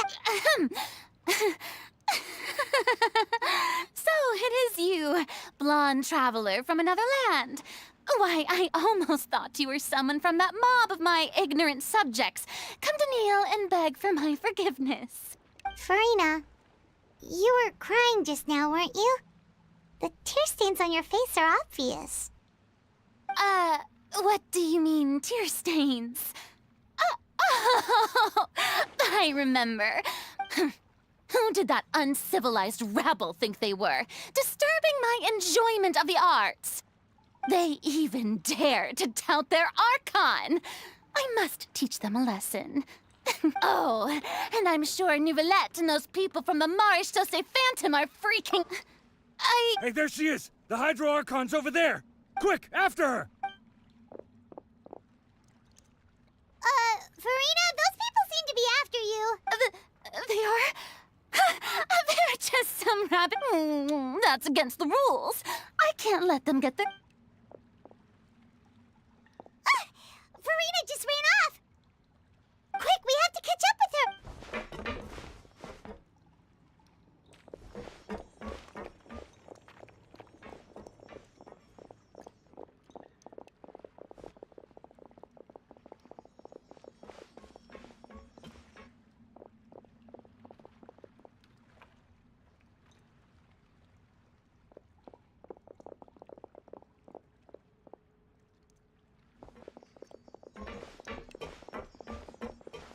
This should be the place, right? Hey, Farina! There's a good hiding spot over here. Quick, come to Paimon before the rest of them come. What? Hurry, they're almost here! Fine, fine. I suppose haste is...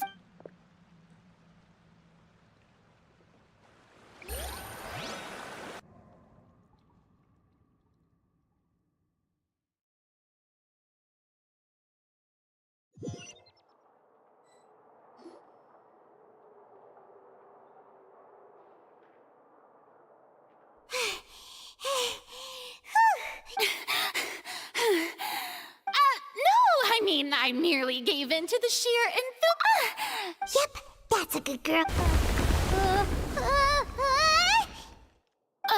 What's happening? Yeah. It can't be. Well, there's no need to worry too much about that.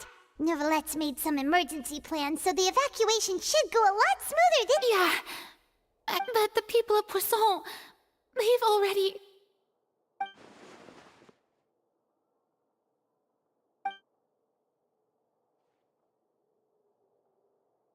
It's true. I've been investigating the prophecy for I once had informants all over Tevat, searching for clues and feeding information back to me. I've tried all kinds of ways, too, to hold back the sea. Anything to keep the coastline from advancing. But all my efforts proved to be futile in the end. Really, the truth has been clear to me for a very long time. We cannot make an enemy of the divine. No matter what we do, the will of the heavenly principles will have its way, and the prophecy shall be fulfilled.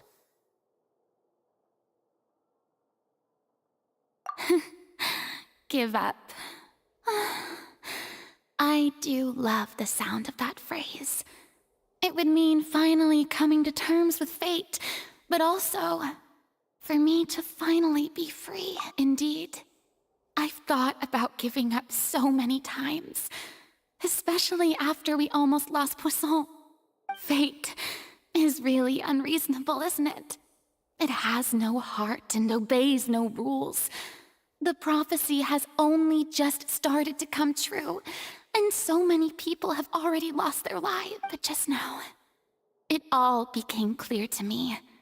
I still don't have the right to come to terms with fate on behalf of everyone else. As long as the final moment hasn't come, it's still not too late. Don't worry. I will keep hope alive for everyone until the very end.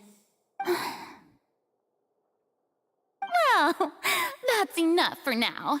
I got the— don't take a— Come on!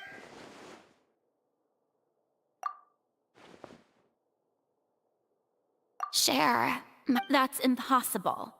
It was fated right from the start that this would be my duty. A witness. Yes, I've heard that you came to Tevat from beyond the stars, yes. In other words, you never belonged here. And if Tevat is, in its entirety, a show on a stage, then you're just a spectator. If that's...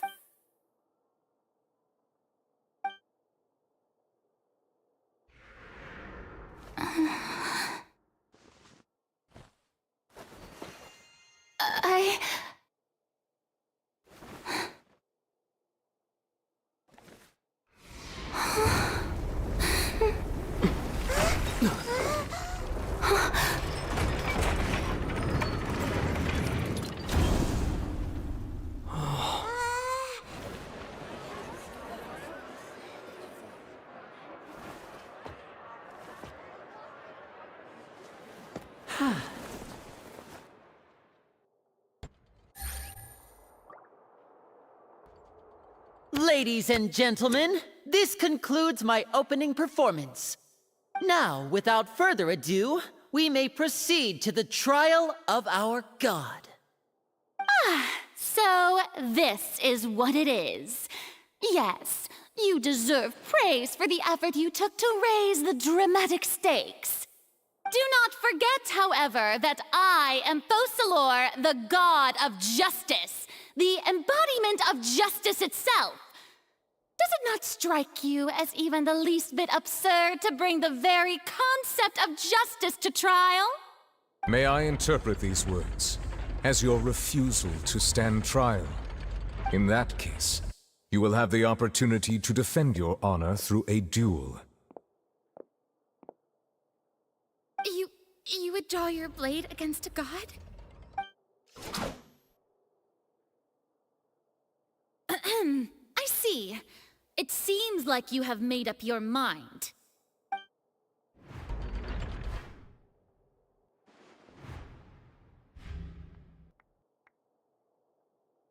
Paimon can't believe it.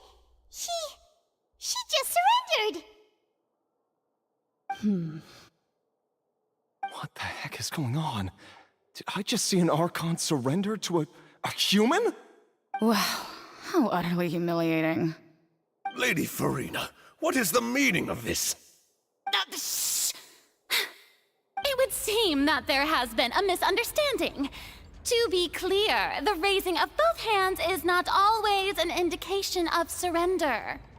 Looking for excuses again, huh? I raised my hands just now to indicate my acceptance of the trial. No duel shall be necessary. I will admit that I've been running away for a long time. I'm sorry, everyone. I was unable to protect the people of Poisson. It is my duty to stand trial for my crimes. You are not the only ones to be disappointed in me. I, too, am exceedingly disappointed in myself. But now, it is time for the Hydro Archon to show you her courage and resolve.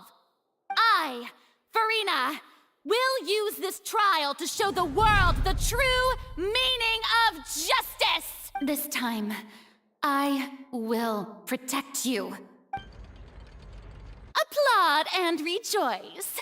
One of the most outrageous and fantastical arcs known to the opera epiclese is now unfolding before your eyes. Mark my words, this shall be one of the most exhilarating and brilliant shows ever to grace the stage of Fontaine. The trial of the Hydro Archon, Focalor, will now begin! Woohoo! Oh, now we're making it! Why does it feel like Farina just took over the whole thing? Like, come on! Didn't she just get forced to stand trial for her crimes? Also, even though she's still acting super dramatic, she is taking this seriously this time, right? All right, then. Who will be my opponent in this trial? The court asks the prosecutor to please take the stand.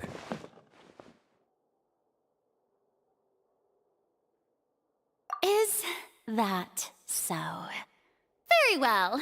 Then please speak, witness of Tivat, my accuser and fated opponent.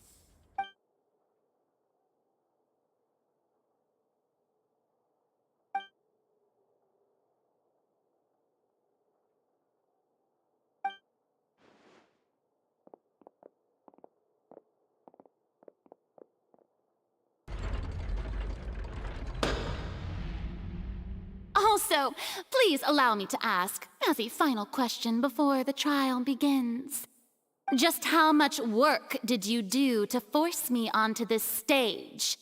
Well, we did do a lot of prep after the meeting that day. I can go over the tasks assigned to the Spina di Rosula, since they were rather straightforward and easy. Navia, the president of the Spina di Rosula. Most of the people who participated in the disturbance this morning were my subordinates. They changed into plain clothes and came to the Opera House as regular audience members, waiting for the perfect opportunity to incite insurrection against you. The people's resentment against their Archon has been building as more and more of the prophecy is fulfilled. A spark was all we needed to turn smoldering anger into a flame. Moreover, according to our understanding and analysis of you, when something like that occurred, you would likely flee the scene and head to Poisson by yourself. So, we arranged for a second group to lie in wait there. So, you mean, the ones who scoured the settlement for me were also from the Spina? And their goal was to force you to step into the giant magic box so you may personally participate in the greatest magic performance in all of Fontanian history. That's right. That house was a magic box, rather than someone's residence. As the super ultimate version of the setup that I used when I first performed at the Opera Epiclese, the volume of the box was increased by a whole order of magnitude, and the distance it traversed was the entire gap between Poisson and Areneas. Its cargo, of course, was an Archon instead of a human. My thanks, Farina. Without your help, we could never have pulled off such an extraordinary performance. You're welcome? Of course, this performance was only made possible with Father's support. The House of the Hearth spent a massive amount of labor in Mora to pull this off. We had to select a location, construct a giant magic box, dig a tunnel, and open up a path through the water. It was a lot of work for all of us. So, in other words, the earthquake that we felt within the giant magic box was just a normal tremor from the transportation of the whole house? That's right. It wasn't a sign of another disaster to come. Then, I can guess Nervilette and Cloran's parts. You gathered a crowd, prepared a stage, and made sure that the champion duelist would be immediately ready for a fight. Also that as soon as I appeared on the stage, the trial may commence without a hitch. Am I right? Yes, that is correct.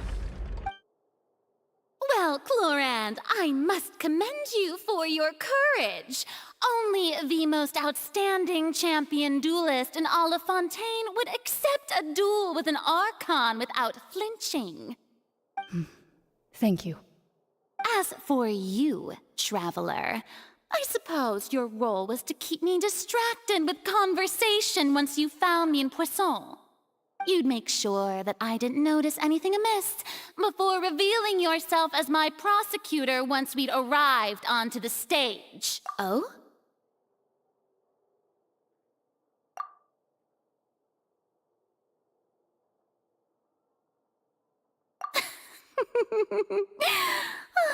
Is that so? Then I suppose I must have missed my final chance. It's fine. It matters not. What's done is done. The stage is already set, so there's no reason to disappoint the audience. Let's see this trial through to the very end.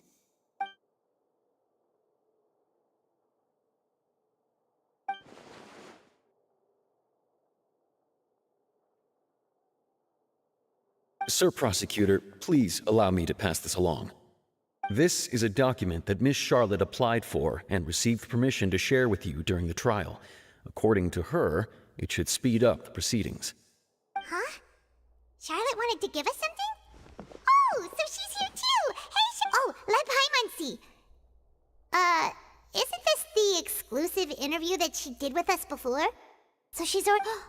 Wait, then that means this document is a perfect timeline of everything that's happened ever since we stepped foot in Fontaine! So in other words, we can refer to this anthology of evidence every time we want to use something from... Let's quickly confirm the information in it. Just think of it as a refresher, alright? You defeated the Hydro Archon in the very first duel you took part in at the Opera House. I didn't think that you'd wind up getting to the bottom of the case I'd been following all this time.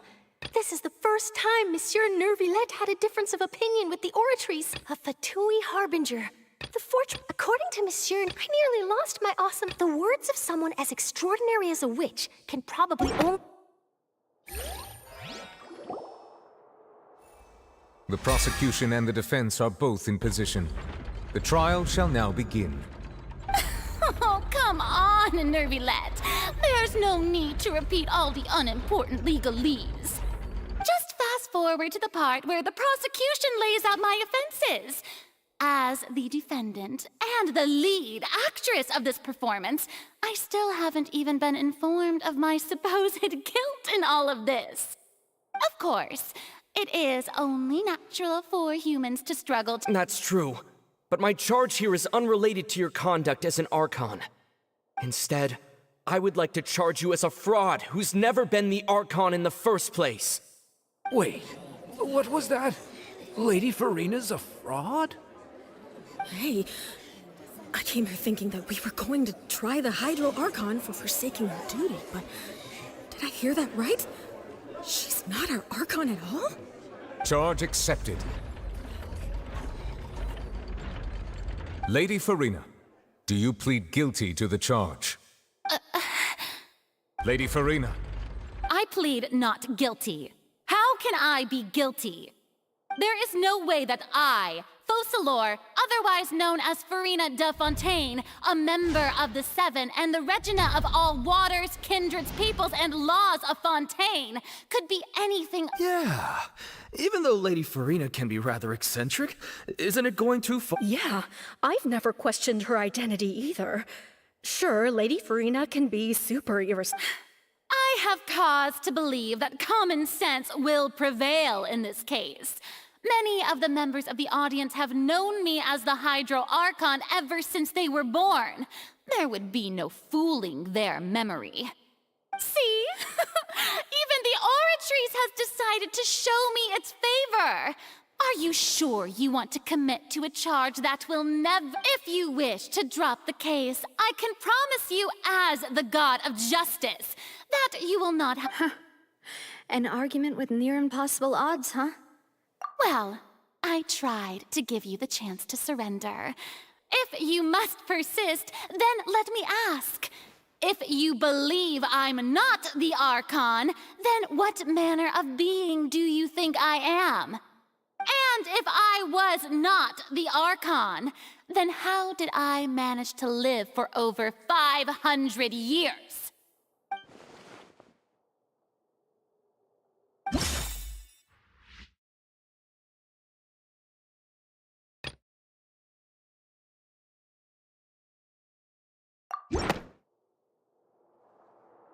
First of all, you may be a member of another long-lived race, which would allow you to naturally possess an extended lifespan. And second of all, even if that... Who gave you that idea? Was it the knave? You'd sink so low as to... A curse? I once thought it possible that the aura of an Archon might naturally resemble a type of curse. But in light of this claim, perhaps what I sensed was not your divinity, but a curse after all. You sensed it too, huh, Nervalet?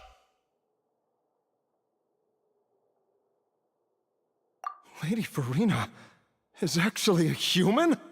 Well, it is true that it's extremely difficult to tell humans and gods apart just by looking at them.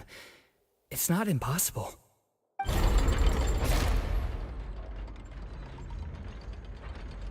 Well, don't start celebrating too early now. Even if I have been carrying a curse like you said, how does that prove that I am merely a human being? Besides, everyone knows that the main difference between a human and a god is the possession of authority. Gods can do what humans cannot. That's why they're worshipped as gods. For centuries, manifestations of my authority have served the nation of Fontaine. One need only to turn their eyes towards the Oratrice Mécanique d'Analyse Cardinal in this very opera house, or consider the endemnitium that is used in every aspect of life.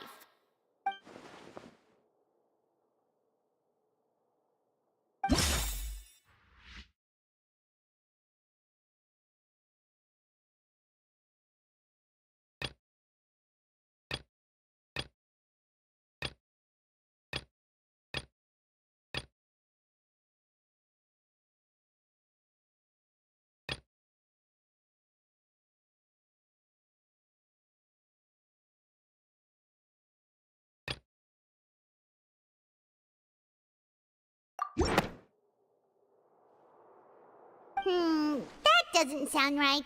Paimon doesn't think this clue can be used as compelling. You tried to reference the Oratrice. But weren't you as confused as all the rest of us when the Oratrice declared Child to be guilty without any proof? Otherwise, you should have come up with a good explanation for that by now. Didn't I make myself clear at the time? The decisions of the gods are naturally difficult for humans to comprehend. There is no need to provide an explanation. Lady Farina, I believe a reminder of your current circumstances is in order. While the court is in session, the principles of justice and the law must come before all else. While you are an Archon, you are also first and foremost the defendant in this trial. You will prove yourself unable to defend against the prosecution's charges if you continue to withhold vital information against the rules of the court. I never thought. you'd use that kind of rhetoric against me. That was no trick of rhetoric, Lady Farina. I've merely reiterated the rules of the court. Rules that all should respect and follow. So, you neither knew why Child was declared guilty, nor did you understand the structure and operations of the Oratrice. Instead of having been created by you, the manifestations of authority you mentioned have been made by the real Hydro Archon, haven't they? The real Hydro Archon? Well, now you're really losing me. It is true that I did not know why the Oratrice gave out a guilty verdict that day. But the Oratrice handed out that verdict unilaterally, and it has been operating independently ever since it was first created. You can't argue that just because a divine creation is flawed, that the god behind it must also be no god at all. She's still throwing out all kinds of excuses. Seems like she's confident that we won't be able to produce proof that— My power as an Archon. There are many ordinary citizens in the audience. How can I just carelessly demonstrate the formidable power of an Archon? If that poses a concern, I'm prepared to extend my protection to the audience. You don't need to go that far.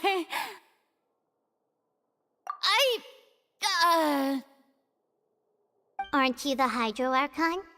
Or is it that you can't even wield the power of Hydro, much less the authority of a god? Indemnitium! Yes! It's all because of Indemnitium! All Archons derive their power from the faith of the people, and I've converted the people's faith in justice into Indemnitium! Thus did I give up all of my divine power to provide everyone with energy for their daily lives. Have you ever seen a more magnanimous Isn't that?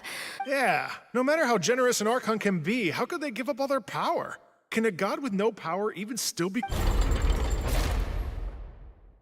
It seems like nobody's buying Farina's excuse. Hey, come now, everyone. Please don't stare at me as if I was a liar. I'm still the same Farina you knew, right? The one that you loved. Please, you've got to believe me. If what the prosecutor said is true, she really has committed a grave offense. Did she deceive all of us? And all of our parents and grandparents too? And then all of our ancestors? Ever since they were born? Enough! That's enough. Tell me then, if I'm not the real Hydro Archon, then who is? If you have no evidence of another Hydro Archon's existence, nor can you find anyone who can back up their claim to be such, then what grounds have you to say that I'm not actually the real deal? Wow, she came up with yet another argument. How can we refute it?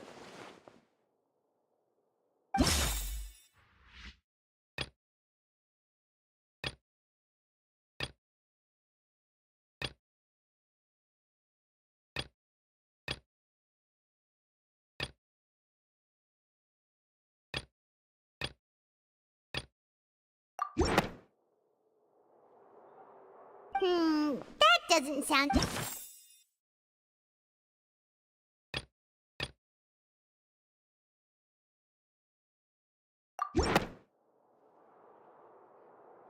It has been established that all Fontanians can dissolve in water from the primordial sea. Since you insist on claiming to be a god and not a human, then there's a method that you can use right here and now to eliminate all suspicions of you being the latter. Miss Navia, please apply to serve as a temporary attorney for the prosecution before addressing the court. Though you act in partnership with the prosecutor, you must still adhere to proper procedure. Super sorry, Monsieur Chief. Now, I've brought some seawater from Poisson, including those of some of my— So, Miss Farina, would you if we are to believe that you are indeed the real Hydro Archon, touching the seawater would have no effect on you. All it should do is strengthen your case. But if you don't dare to touch it, then we would have basically proved the reverse. Oh, and I must remind you that after the disaster at Poisson, nobody wants to see any more people dissolve. I do hope you'll act prudently and choose the simpler path of admitting guilt. Navia from the Spina di Rasula. The Spina has governed Poisson. If Lady Farina is indeed just a human, she's probably Fontanian like all the rest of us, which...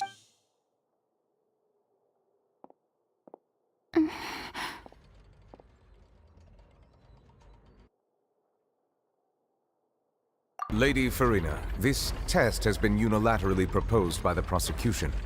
As it falls outside the realm of standard court proceedings, you possess the right to decline Well, of course he had to tell her that. But refusing to participate is basically the same as a confession. She's just staring at the water without saying a single word.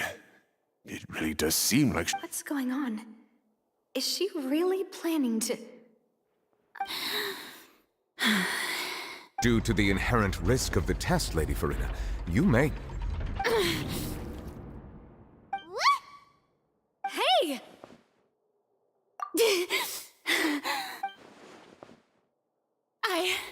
I'm fine! Look at me, everyone! Will you believe me now? I really am your Archon! Miss Siegewien? If you're present, Miss Siegewien, please come forward and attend to the defendant. Siegewien? Don't be nervous. It'll just take a few seconds. That should be enough. Please announce the results of your evaluation to the court. As everyone doubtlessly saw, Miss Farina was displaying symptoms of hyperventilation and flushed skin. These indicate she was experiencing the adverse effects of exposure to primordial seawater. The extent to which she was affected is the same as other humans when exposed to primordial seawater of a similar concentration. Thank you, Miss Siegewien. Lady Farina, you may return to the... Oh, wait. What did she just say? I didn't get dissolved. Shouldn't that be enough to prove my innocence? Well, considering your tendency to run from your problems, we did originally prepare a direct sample of the seawater around Poisson. However, after extensive discussion, we exchanged it for a sample that is not concentrated enough to dissolve an actual human.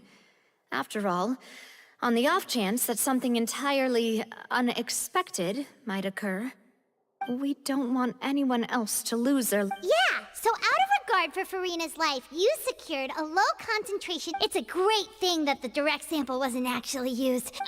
I can't believe... You...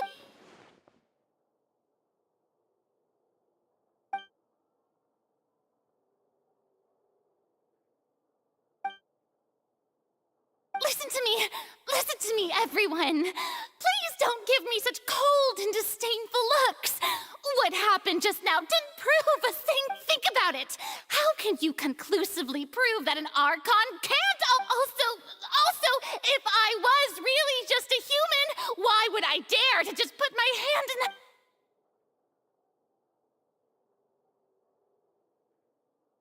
Please, everyone, anyone, just listen to me. I swear, I really am your Archon.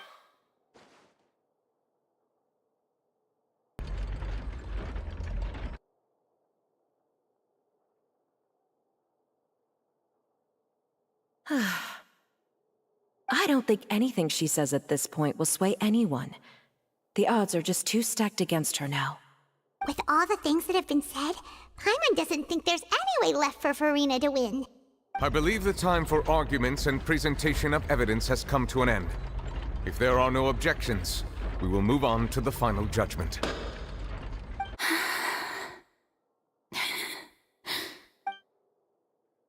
I don't think anything she says at this point will sway anyone. She's too stacked against her now.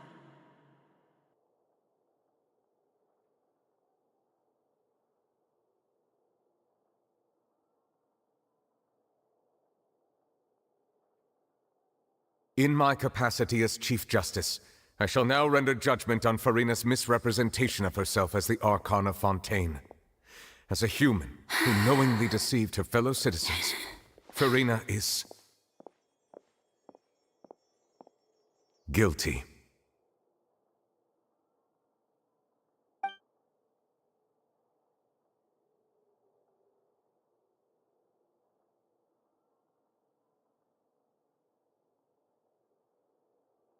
We shall now turn to the Oratrice Mécanique d'Analyse Cardinale to render the final verdict on the charges.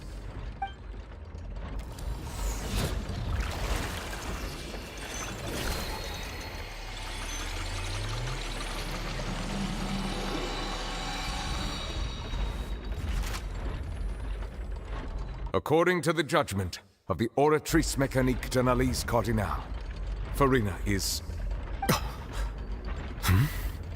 Well, what's wrong? What's the Oratrice's verdict? No, the Oratrice also displays a guilty verdict. Isn't that correct then? However, the exact wording of the verdict is thus: the Hydro Archon, guilty, to be punished via the death sentence. The death sentence? That's actually one of the available sentences? I've always thought that it was just a myth. The one and only time the death sentence has been handed out at the court, and it's been given to the very person we've worshipped as the god of justice? What an unexpected twist. Farina's been sentenced to death by the Oratrice? We just wanted to use the trial to show her the seriousness of things so she'd tell us the truth. How did things escalate this quickly? This outcome is indeed quite strange. According to Fontaine's current definitions of justice, as well as its recommendations for criminal sentences, is this sentence really appropriate for the crimes that have been committed? Yeah! Even Fauché wasn't sentenced to death by the Oratrice. Indeed. Not only is Farina's sentence overly excessive, the very point of our trial today was also to prove that Farina has never been the Hydro Archon in the first place.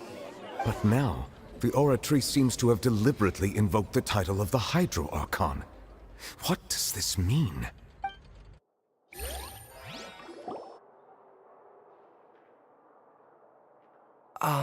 Excuse me, if I may interrupt. Is the trial still going? Fremine! Oh, you finally made it. I assume this means you've completed your mission? Mm-hmm.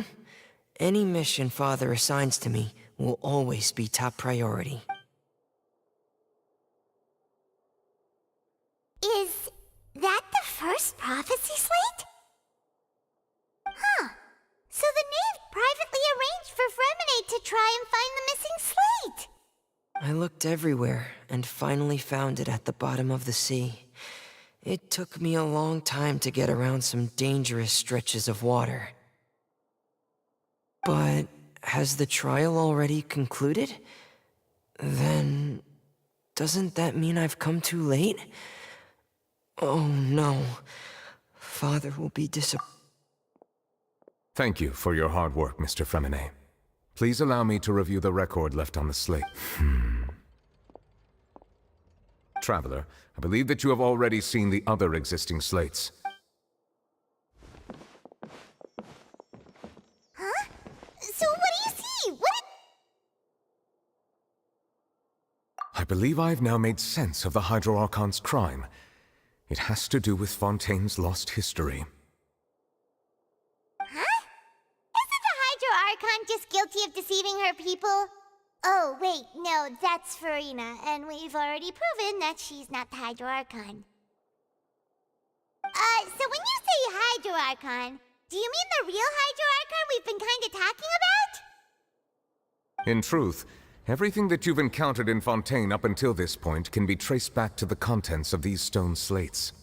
However, I'm uncertain as to how much sense they currently make to you.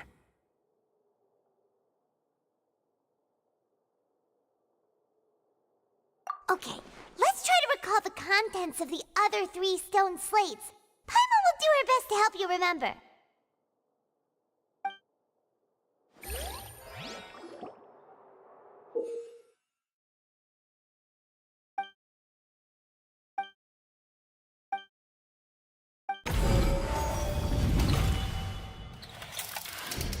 The first stone slate describes what you just said. It seems to show the does that mean that Fontainians are transformed Oceanids?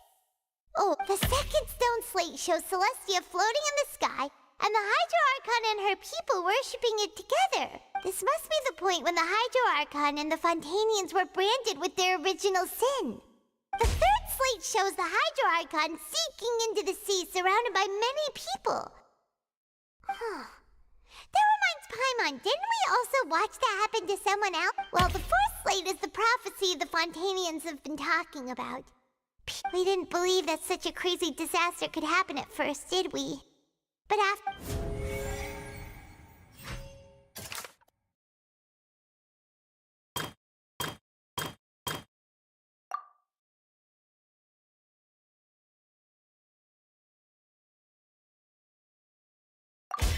We know from the case of this and the first stones, this might be the...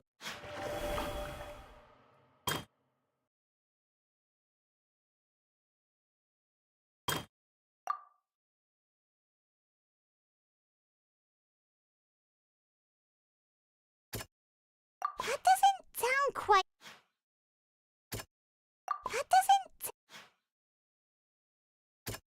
doesn't sound quite...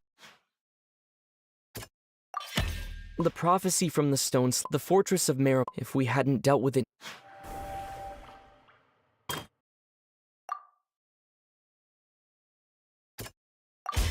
Perhaps what the true sin and the original...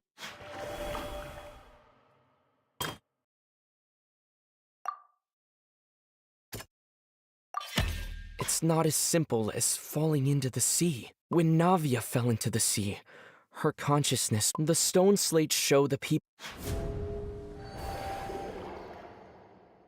They'll dissolve into the primordial sea but won't cease to exist. Their essence... The Hydro Archon was sentenced to death in court, shocking everyone present. Navia fell into the water inside those ruins, and she nearly dissolved. She was surrounded... The eruption of the primordial sea at the fortress of Meripede was the surest sign that the prophecy's contents can all be verified by recent events. If...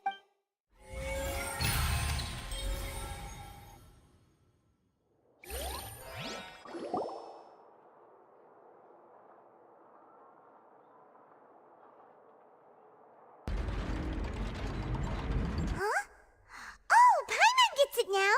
So that's how you can make sense of it. But then it feels like we're going to have to share some... Let's hear them. Incredible. We're... All Fontanians were originally created by the late previous Hydro Archon, with Oceanids as their basis. The evidence for that can be found in how only Fontanians could dissolve in primordial seawater, and how all the girls Vacher dissolved were also turned into Oceanids. Oh, and according to Navia, when she was about to get dissolved, she also saw everyone gathered around for a trial. All of them in the shape of Oceanids. Indeed. Yeah, and it follows from the content of the first slate that she probably angered Celestia by creating humans without prior permission. That could also explain why the Oratrice judged the Hydro Archon to be guilty. It's to account for that ancient sin. The Hydro Archon's true sin was creating us? And yet, after many hundreds of years, the Hydro Archon's creations have turned around to try to judge the Archon within the Opera Epiclese. The twist... Yeah! Isn't the image here just like when Navia fell into the sea? So wouldn't it be trying to show the image of the Hydro Archon also falling into the sea once the prophecy has been fulfilled in the fourth slate?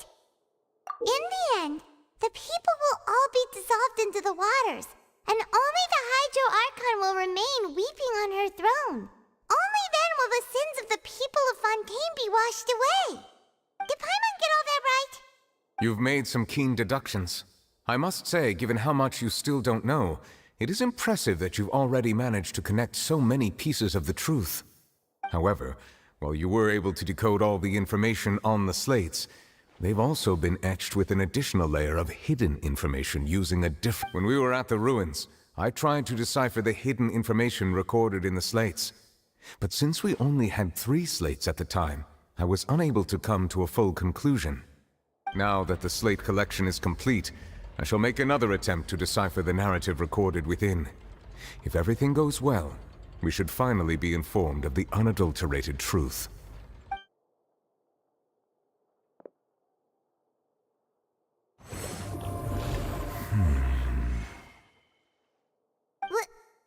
Well? I believe I should share this truth not only with you, but with all the people of Your hypotheses regarding the origin of Fontanians and the sin of the Hydro Archon were both correct. In the Fontaine of old, the previous Hydro Archon sensed the yearning of her Oceanid familiars for life on land.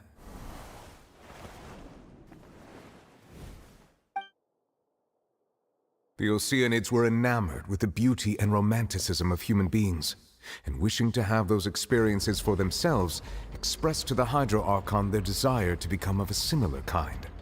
However, even though water as an element is intricately linked with the power of life, the Hydro Archon, as one of the seven, did not possess the authority to create a new form of human life. Not one to give in, she eventually found a way to create permanent humanoid bodies for her familiars by appropriating the power of this planet's primordial sea. She poured primordial seawater into the Oceanid's blood vessels, creating humanoid mimics in the process. But if Fontanians were to ever come into direct contact with water from the primordial sea, the power within their bodies would escape these artificial restraints and return to the sea. As a result, their forms would collapse, and they would be reverted to their original forms as Oceanids. Of course, the Hydro Archon never received permission from the heavenly principles to create a new human race. And thus, the Hydro Archon and all of her creations came to shoulder the original sin of appropriating the power of the primordial sea. That is the true history of how the people of Fontaine first came into being. So we were all Oceanids before we turned into human beings? That's way too much information for me. I think I'm just going to pretend that I never heard a single thing. Wait, but if that's the truth, we can't let the Hydro Archon be sentenced to death. After all, her only sin was creating us. This really might be too much information for your regular Fontanian, but it does answer a lot of our questions. Alas, your hypothesis regarding the third and fourth stone slates was inaccurate. The slates' respective positions are, in fact, correct. A key point of the visual on the third slate is how all the individuals depicted in the water are humans rather than Oceanids. They have not been dissolved, which implies that the water depicted in this slate is not water from the primordial sea. The nation of Fontaine is the nation of Hydro, as well as the nation of trials and justice. Instead of being the literal element, the water in the scene symbolizes judgment and justice. You may also recall Navia's experience. When she fell into the sea, her consciousness was surrounded by that of many others who intended to hold a trial to determine her fate.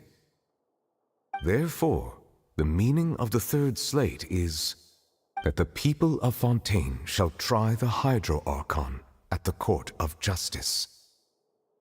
Yes, it refers to our present situation. I think I'm following now.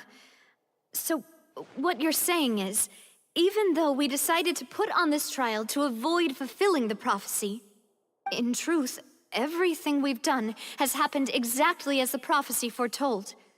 So now, it seems, we're the ones making sure it comes true. What should we do? Huh. No matter what, the prophecy will be fulfilled. Is this what it feels like to be a prisoner of fate? If that's the case, does that mean the scene in the fourth slate will also be fulfilled soon? Traveler, I would like to point out another small fallacy in your deductions. About the fourth slate, you probably thought that the eruption of primordial seawater beneath the fortress of Meripede served as the surest sign that the prophecy was about to come to pass, yes? However, I believe that rather than being a sure sign, that eruption could in fact only be a small warning of something far worse to come. As for the root cause of the catastrophe, I believe you've already encountered it once before.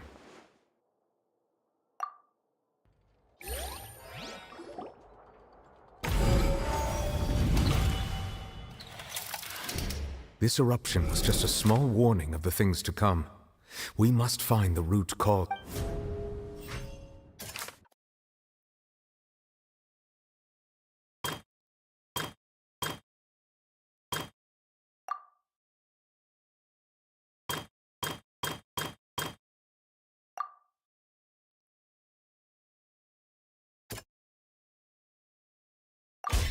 It was both dream.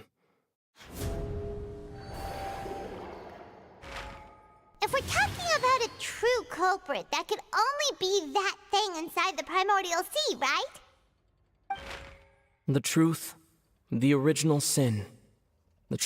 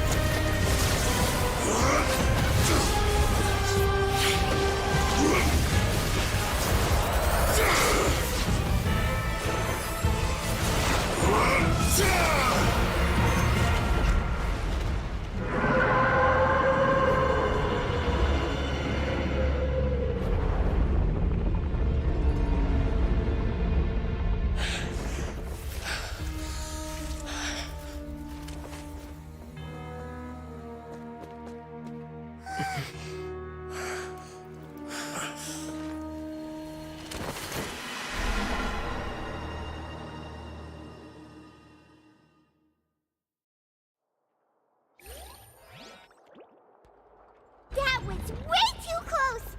How did that thing just burst into the Opera House? Wait, was that the huge whale you saw in your dream?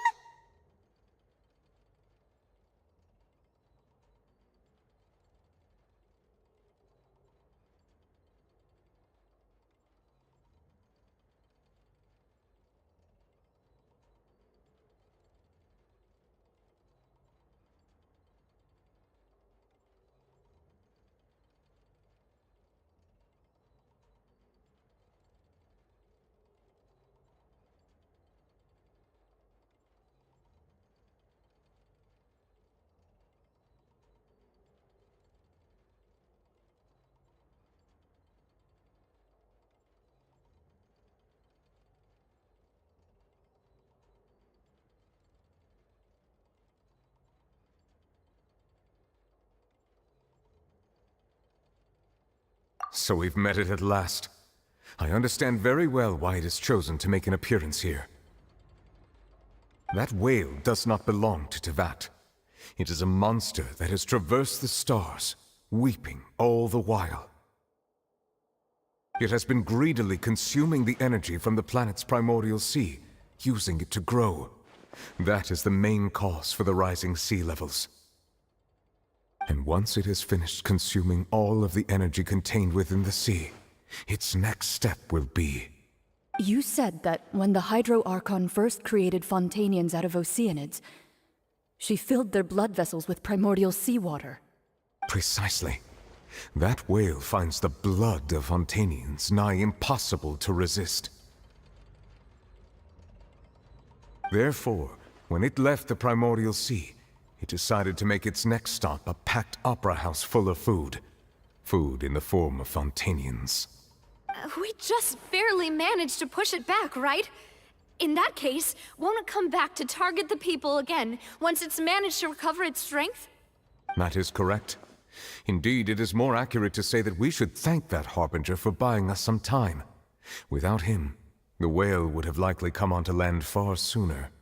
From the way he looked, he must have been fighting the creature for quite a long time. That battle maniac. We've always known that he had a special connection with that whale, but we definitely didn't expect it to help us out like this. Anyway, now that we know that this whale is the actual cause of the disaster recorded in the prophecy, all we need to do to stop the prophecy would be to find a way to beat it up, right? It is too late. It had already absorbed too much of the primordial sea's energy before we could notice it. At this point, it has become practically integrated with the sea itself. Even if the entirety of Tevat were to be destroyed, it could still survive and swim off towards some other world. That's not something We've already done everything we can, and we even found the true culprit. We've come so far. You can't just tell me that the last hurdle— Indeed. That's not how a grand performance should end. I'll fight it to the end. So the prophecy will be fulfilled no matter what, huh?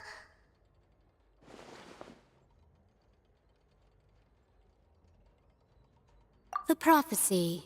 Yes, what has been prophesied will be fulfilled. You may view such things as the history of the future.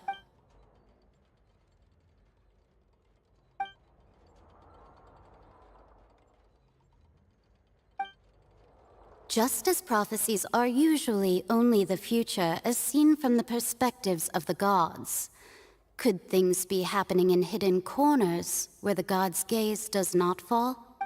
Ultimately, fate shall serve as your only guide, no matter what will happen in Tevat's future. All you—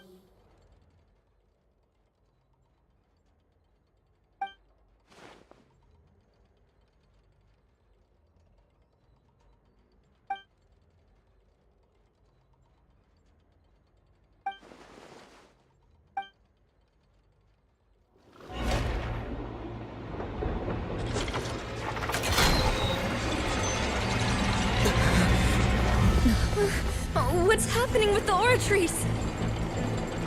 I believe it is preparing to carry out the death sentence.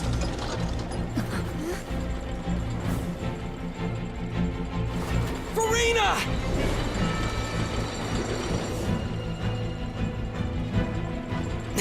No, I still need answers.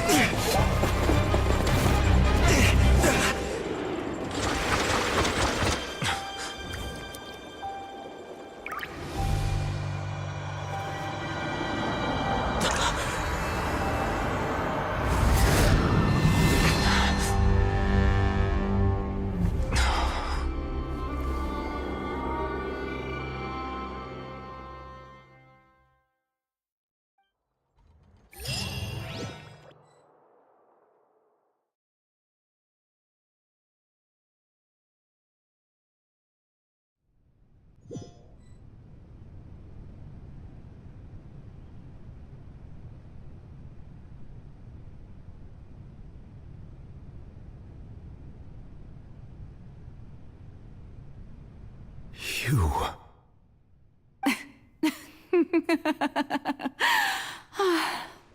Sorry.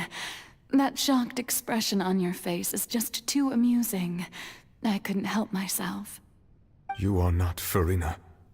Who are you? The sweet sound of bewilderment. Marvelous. A sure sign that my attempt to deceive everyone was a resounding success. But to answer your question, I am Focalor. You know, the god. Focalor? Why did you deceive us? Oh, that wasn't my goal, of course. Goodness, no. But I had to fool everyone else too, if I was to stand any chance of deceiving the heavenly principles. Deceiving the heavenly principles? It's all because of that pernicious prophecy. Dreadful, wasn't it? Everyone doomed to dissolve. Fontaine condemned to be flooded. One was not amused. In fact, one was positively bemused when that problem was thrust upon me by my dearest predecessor. That's the former Hydro Archon Egeria for the uninitiated. It hardly gets more disastrous than a preordained national catastrophe, now does it? She knew full well that the prophecy would surely come to pass. And as one of the seven, she also knew full well that one defies the heavenly principles at one's peril. So yes, as you have no doubt surmised, it was a rather impossible situation that I found myself in. I spent a terribly long time mulling it over, alone on the ocean floor. And I was almost growing barnacles by the time I finally realized there was only one possible solution to this confounding conundrum. I had to outwit the heavenly principles, allow the prophecy to be fulfilled, ostensibly at least, while saving everyone at the same time. I'm a genius, I know. I can only assume that's why Egeria chose me as her successor. Although, looking back now, it was hardly the inheritance one dreams of. Between the task of saving the nation, the quotidian duties of the Hydro Archon, and not to mention the original sin of creating a new race of humans, I dare say she left me quite a colossal mess to clean up. But one can only play the hand one is dealt. I did not choose this, any more than I chose to be one of her Oceanid familiars. So you were also once one of the Oceanids, transformed into a human by Egeria's hand?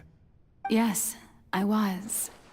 I always dreamed of becoming human. And I still do, even now. In my eyes, to be human is to be part of the greatest opera ever known. After becoming a god, I separated my divinity from my body and spirit, leaving behind only a self that was as naive and bewildered as my past self on her first day as a human being. The me you see before you now is that divinity. And the human counterpart I left behind, I named Farina. She could feel joy, sorrow, and everything in between. She could be as vain and conceited, or as meek and vulnerable as she wished. Her strengths were of a kind only a human could possess, as were her shortcomings. But in my eyes, Farina's humanity was what made her perfect. She was perfectly human in every way. The person I always wanted to be. Anyway, so then I cursed her. All part of the plan, of course. The plan to deceive the heavenly principles. Do you still remember the final scene of the prophecy? The Hydra Archon alone, weeping on her throne. In order that the prophecy might appear fulfilled, I invited Farina to be an actress, to play the part of the Hydro Archon in the prophecy. Under the curse I placed on her, so long as I, Focalor's divinity, continued to exist, she could not die. But nor was she free to live her life in the pursuit of happiness. Instead, she was forced to take the stage in the opera house, to embrace the role of leading lady, to forever play the part of the god from the prophecy, all to create a deceitful appearance of that prophecy coming to pass. I suppose now you probably understand why your court is called the Opera Epiclese. But Farina is only human, isn't she? Even though she has had a long life, her mind is no stronger than that of any other ordinary human being. I cannot begin to fathom what she has had to endure. It must have been torture for her. It has indeed. And although she is, in a sense, me in human form, I most definitely owe her an apology for it. It's been 500 years, and all along, she's been playing her part in the most unimaginably long, unbearably lonely, and agonizingly painful opera of all time.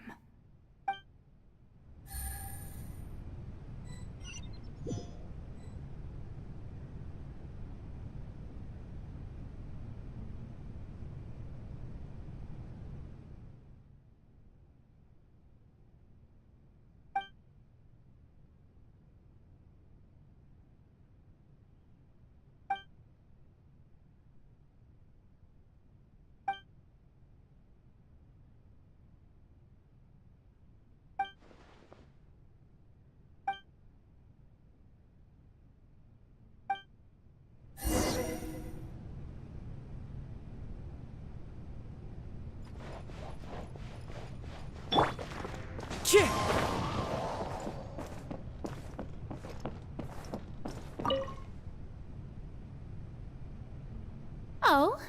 Who permitted you to come onto this stage?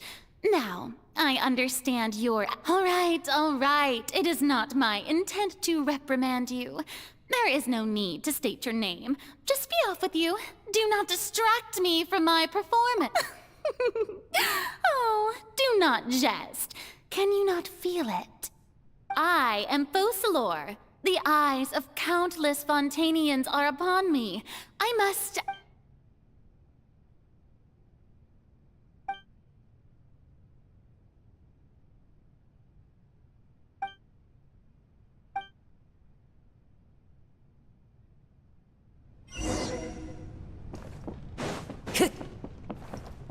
Dear audience, the performance is experiencing a technical difficulty, but worry not.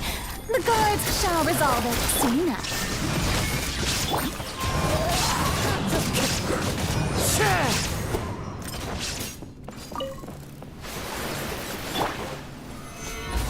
Order guide you.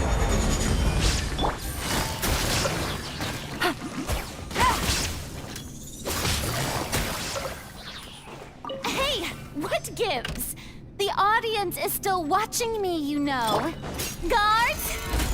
Wait, where are the guards? Guards!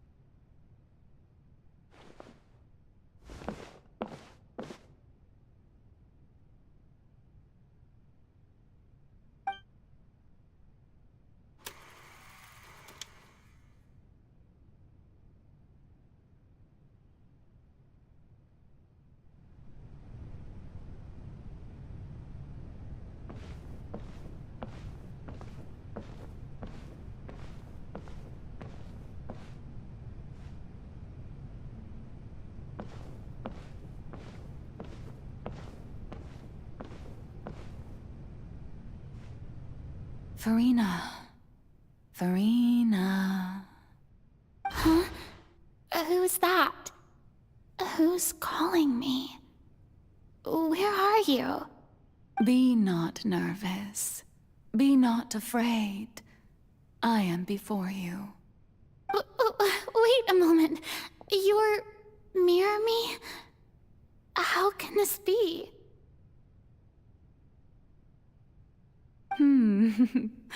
Mirror you, huh? You know what? That's not bad. Let's go with that. Mirror me? The prophecy. Have you heard of it? What prophecy? Wait. I know. I think... I don't know why, but it's in my head somehow. The people will all be dissolved into the waters, and only the Hydro Arc... Oh, very good. You know it well. What's going on? I can't seem to remember anything clearly. Yes, it will. And that is why I've come to you. Disaster will come to Fontaine sooner or later. Things will develop just as the prophecy declared. There is no escaping it. But doesn't that mean everyone will die? I'm a Fontainian just like them. Will I dissolve too?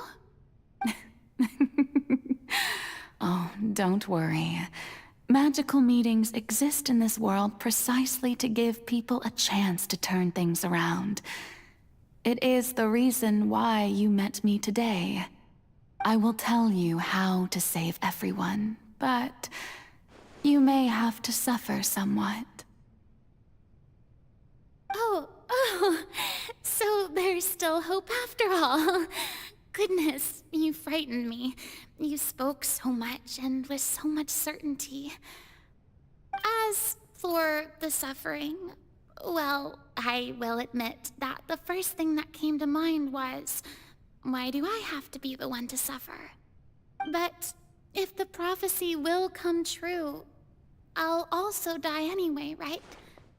So if I've already met you as my magical meeting in this world, if there were scales, with all the people of Fontaine on one side, and my pain on the other, is it not obvious where the scales should tilt?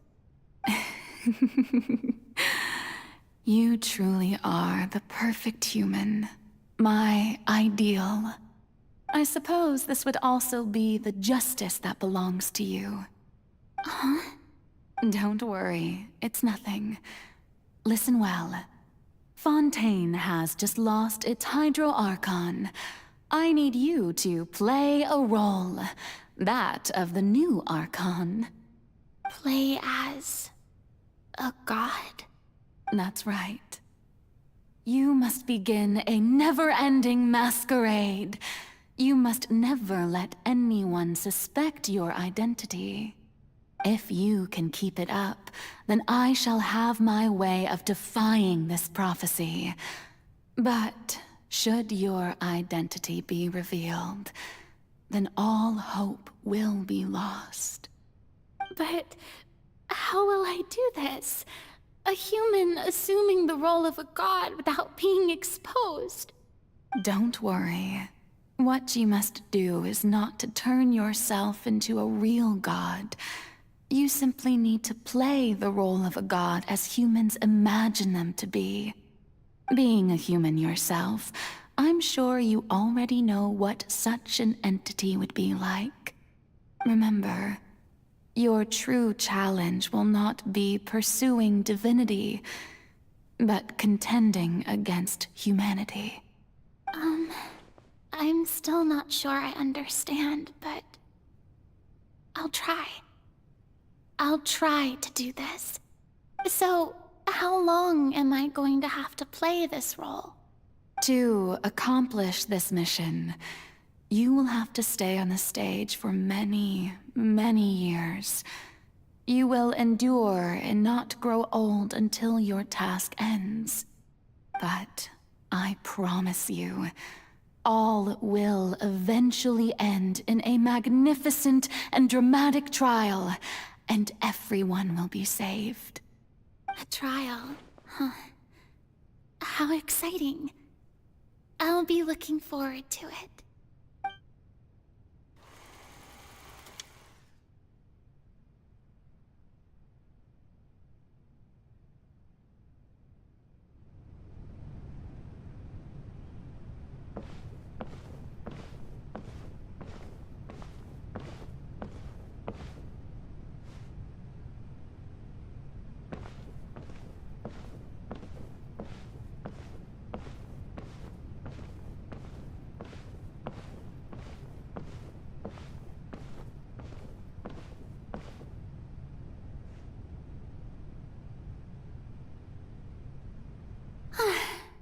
The Maison Cardinalise has announced my accession, but this is my first time facing the people.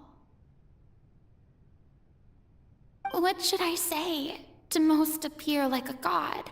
Ahem! Ladies and gentlemen, good evening, and welcome to... I'm sure you've all heard about... In truth, I know little about... As the god Focalor, the god of justice, I shall do all within my power to lead you into an... Once again, thank you all for coming. If you should have any questions or suggestions, please send them to the Maison Cardinalise. The future of Fontaine will require us to... I thought I might stammer, but thankfully, I was... That's the new Hydro Archon. Is this some kind of joke by the Maison? I would have thought that a being that surpasses humanity would be a bit more... Hey, did you hear that? She even told us to send her suggestions there at the end. Shouldn't gods be all-powerful? She's being so modest. What's the difference between her and an ordinary person, then? If you ask me, perhaps the succession didn't actually happen. She might just be a Maison-backed puppet. Wait, what's going on? Right. Mirmi said that I just need to play the role of a god as human. Calm down, Farina. Think. What do the people want? How would they imagine a god to speak and act? Assertive, with a strong sense of presence. One who can dispel all doubt. That is the character I'm fated to play.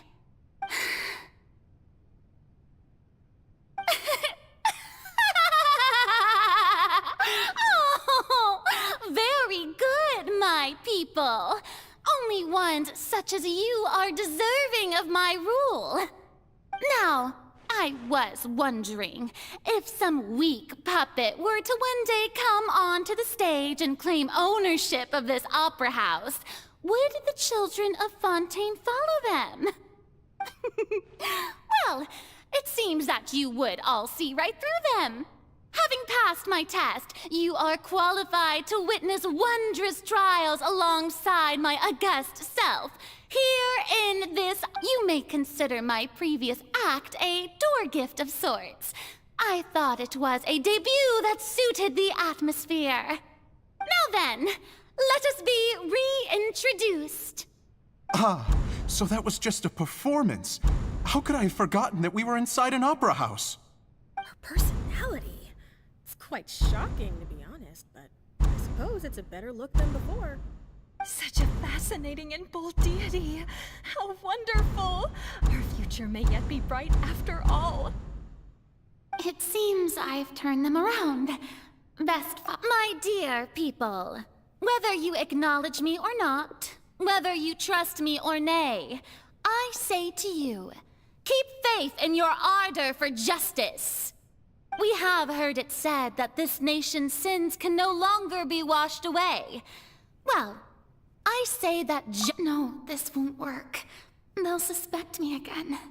I must play the role that they want me to. The scales of justice should not weigh heavy in the hands of its god. On one side, it must carry fairness and justice. May law be the prayer on our lips. May judgment be our worship. Let us light the fires and drink to the future. There is no trouble in this world that justice cannot solve. So long as I, the Archon... Yes!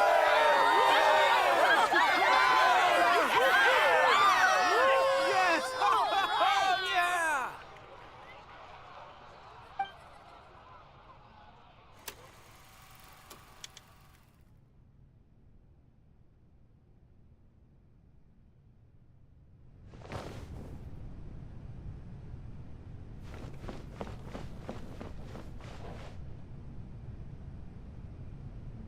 Lady Farina, here are today's case reports, as well as a summary of the follow-up for your Come now, was I not just at the Opera House in person? Leave these kinds of things to Neuvillette. Besides, none of these trials were the one that I'm looking forward to the most. If I may be so impertinent, what kind of trial are you truly looking forward to? A magnificent, dramatic, and wondrous trial.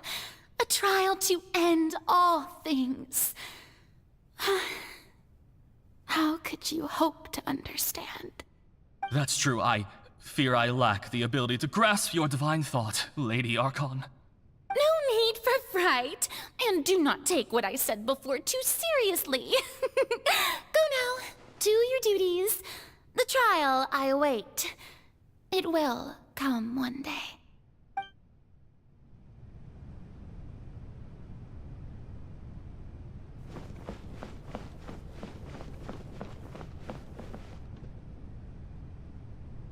Lady Farina, I don't know what to say. Thank you for agreeing to see me. No need to thank me. Or rather, thank your own sense of perseverance instead. Long have you stood in line to meet me, have you not? Oh, I'm afraid that's just an inevitable consequence of my divine charm. All right. Deoteria, is it? How is your son's illness? You remembered me, and you knew of my family, too. He is doing much better now. In fact, he is far more of an ardent believer than I. Oh, good. Very good. If this should happen again in the future... You're such a gentle and wise god.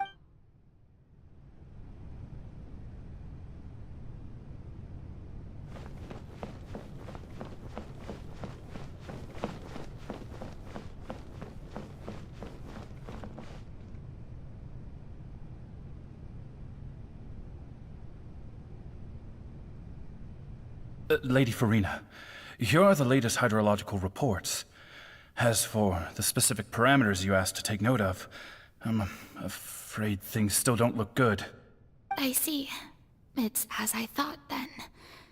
As your god, I did already expect this, but I wanted to see how far your human wisdom would allow you to analyze it.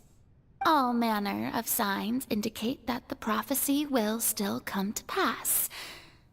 Forget it. That's not something you need to worry about right now. Well, as I understand it, the Fontaine Research Institute is also trying to find a way to counter the rising water levels. Really? Have they found anything? I'm afraid that they haven't found any effective solution thus far. Oh, is that so? Well, no wonder. This issue has reached the realm of the gods, after all. Still, their spirit is praiseworthy.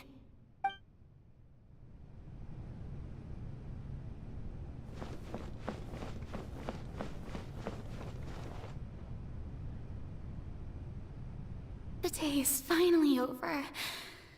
I haven't had a moment to breathe this whole time.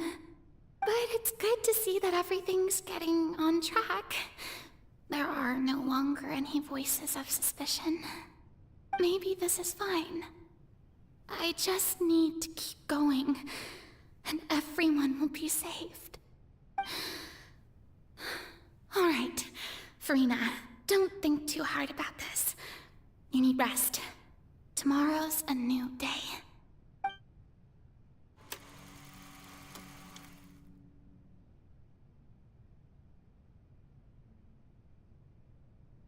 Lady Farina, here are the new trial reports for the latest cases, as well as a summary of the follow-up.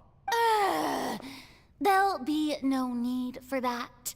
I've seen them already. There's no... Lady Farina...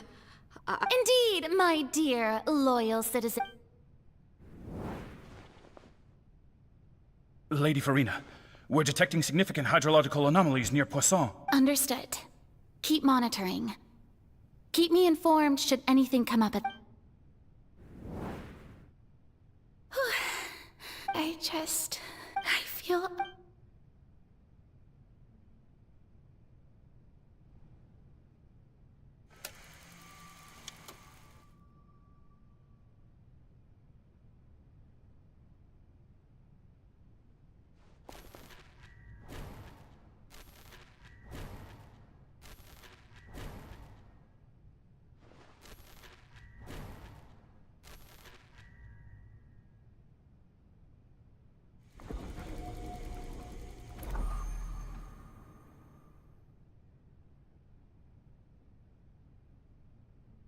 Lady Farina. It's... I've heard that the first member of our family who was honored to receive an audience with you was Madame Deoteria, almost 20 generations ago. And what of... Surely you... What is it, good citizen? Are you crying? Uh-huh.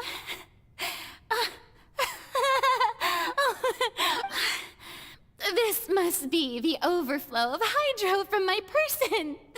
Well, can't quite help being the god whose dominion is the waters, can I? No wonder. No wonder. So interminable. Hundreds of years must I never imagine have I reached my limit. I want to tell someone, anyone, about this. I've conducted so many investigations. All I can do is keep heart. I must maintain this act.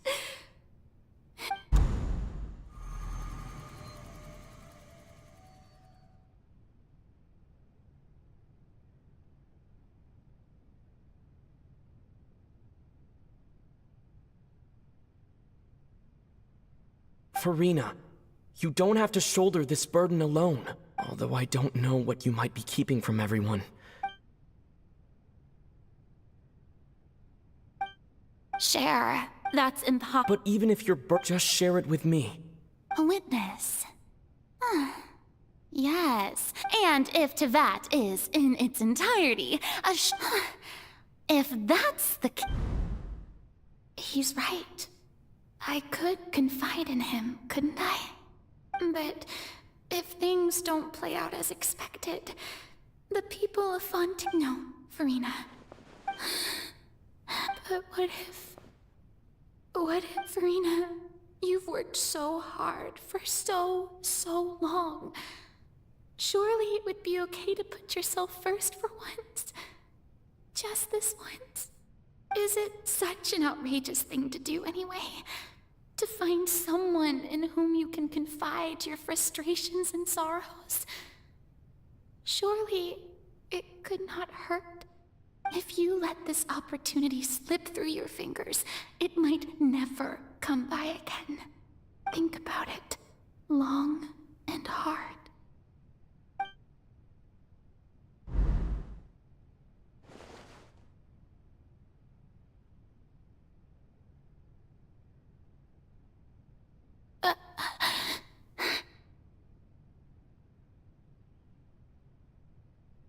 No, I have nothing to say. I am Farina. All you need to do, dear spectator, is to witness my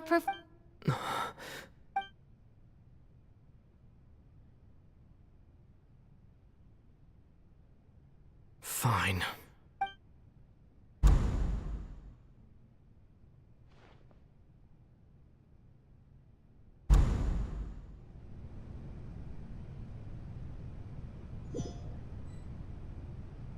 So even Farina doesn't know the truth? You've never once let her in on the full plan? Yes, it had to be done. To deceive the heavenly principles, you must first deceive yourself. She did very well. If she had let her resolve falter even once in these 5 centuries, Fontaine would have been doomed to the most tragic fate. It seems that trusting humanity was the right decision after all. I believe that I understand how your deception works, but that is only half the truth, is it not? How would you build on this foundation to save the people of Fontaine? That is the most important thing. Ah, good. Of course, the Iudex of Fontaine has pinpointed the crux of the issue. I'm sure you've long sensed that the Oratrice is no simple machine, yes? I've always suspected that it had its own consciousness. And Lenny did mention that he heard a human voice within the core chamber. It now seems that that person was you, hidden within the machine all along. Am I right? And then I became one with the Oratries, taking Fontaine's gnosis with me. Yes, it would seem so, wouldn't it? Alas, your understanding of this device still lacks sufficient depth. In truth, it is no enactor of justice. It is, in fact, a device created to kill the god of justice. I beg your pardon? Oh, you have it. And to be more precise, not only will the Oratries take down the god of justice, it will also take down the divine throne upon which she has been placed. I mean, did you think I would be the sort to enjoy peaceful repose while Farina suffered? My work over these last 500 years has been to constantly accumulate indemnitium within the Oratries. But really, some have already discovered that only a small fraction of the energy generated by the device was ever used to provide power to Fontaine. The vast majority had to be, accumulated to enact this death sentence. It was all a part of your plan, then? Both the trial and the sentence? Indeed. This power, accrued over 5 centuries, could have sustained Fontainians for millennia, had it only been used for that purpose. Almost all of it has now been stored within the Oratries. But only power of this magnitude could hope to destroy the Hydro Archon's divine throne, shaking the rules established by Celestia, and breaking through the institution that is the Seven. So the Oratrice's call for death was for neither Farina nor Focalor, but for the Hydro Archon. The destruction of that divine throne. If I do not misunderstand your intent, you must be... Returning what's rightfully yours to you, of course. In other words, this was all done to return the authority of the Hydro Archon to the Hydro Dragon of this planet. But...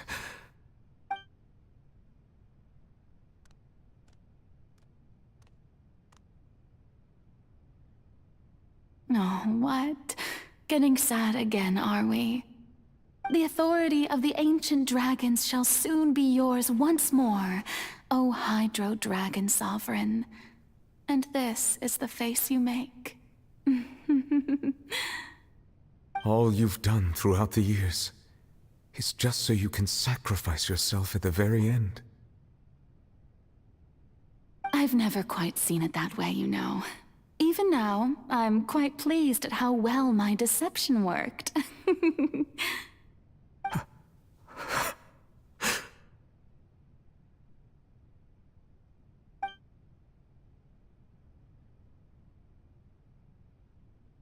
Hydro Dragon, don't cry.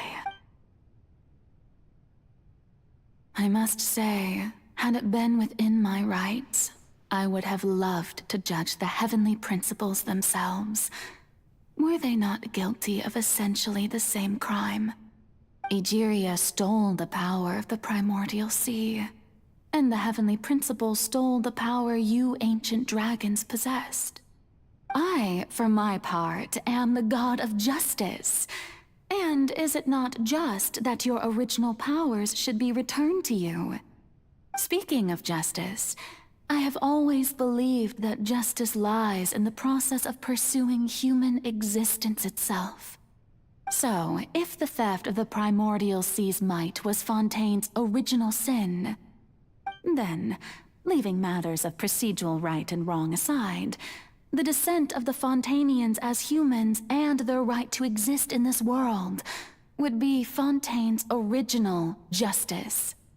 In other words, existence was Egeria's justice, and to me, justice is the continuation of that existence.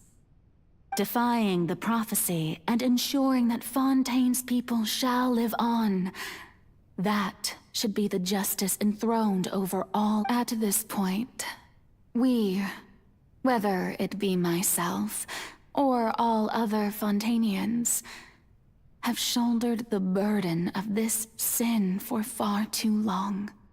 Iudex Neuvillette, the highest judge in our land, when you regain your full power as an elemental sovereign, what— So when I was invited to the court of Fontaine to serve as Iudex, I see now that that was your idea too. At last, I now understand the true purpose behind this position. In the beginning, I was uninterested in human existence.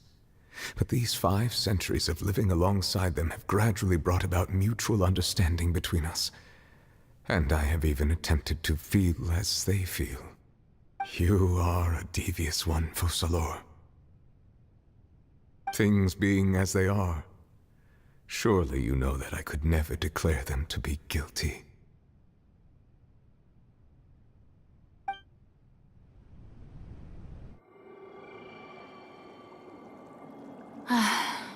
The hour of my execution is almost here. For the sinner, the curtain call has come. I know I may not sound it, but faced with death, I find myself a little afraid. Perhaps this is one thing both gods and humans have in common.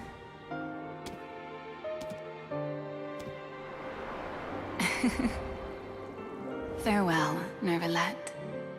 I hope you've enjoyed the part you played these 500 years.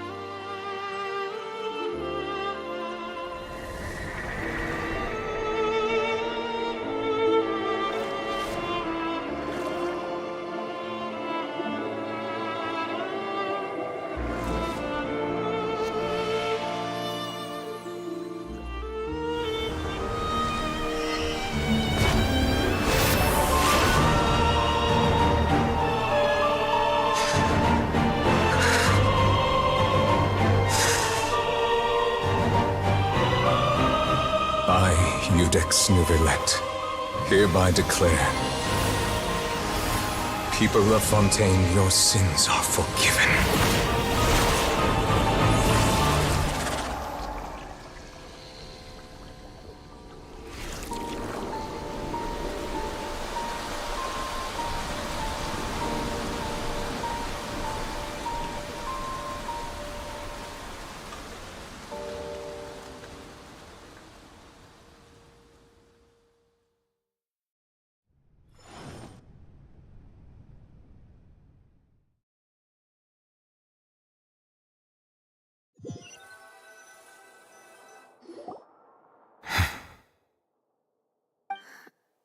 What just happened? Has the death sentence been carried out? Was that bright light some sort of misdirection? I have a feeling that something huge just happened. But since we're all still alive and haven't been dissolved, I assume whatever happened was good for us. It's time to end this. We must mete out punishment to that beast. Wait! Can you say just a moment? I have gained the strength sufficient to deal with it. Through certain means, I now have the ability to separate the power of the Primordial Sea from that creature. We should seize the opportunity to pursue our quarry.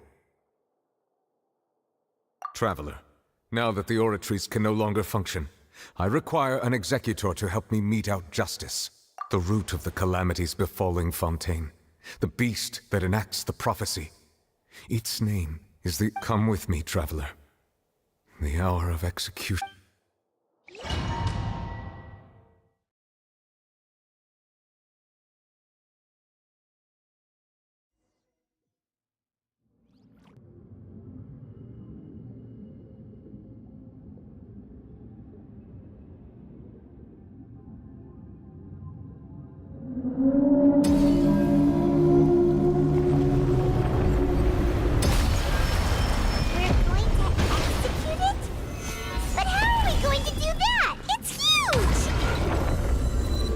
Done my best to separate the power of the sea from the waves. Considering the size of the beast, I cannot reach the power source. Unless we can find a way to attack it from within. I shall share part of the ancient dragon's power with you. We shall look for an opening together.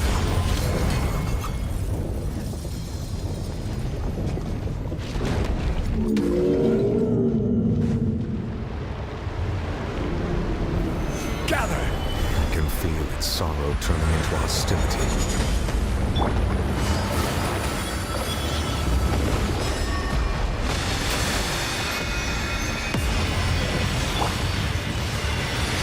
Stabilize!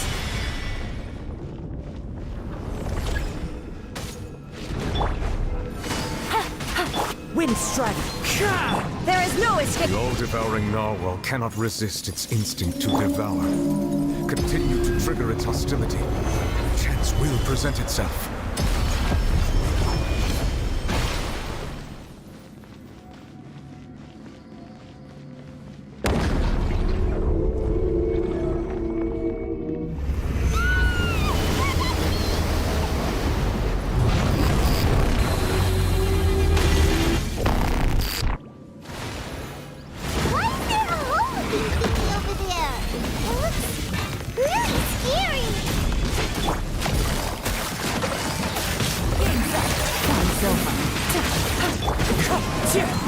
Fallen leaves, adorn my night!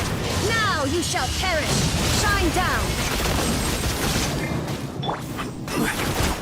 I have granted you my protection. Do not fear. Seize the moment and use my power to suppress its root from within.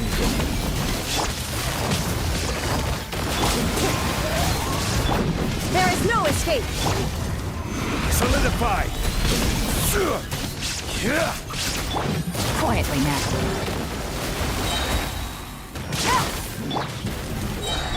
Here comes the cash. This is order. Gather!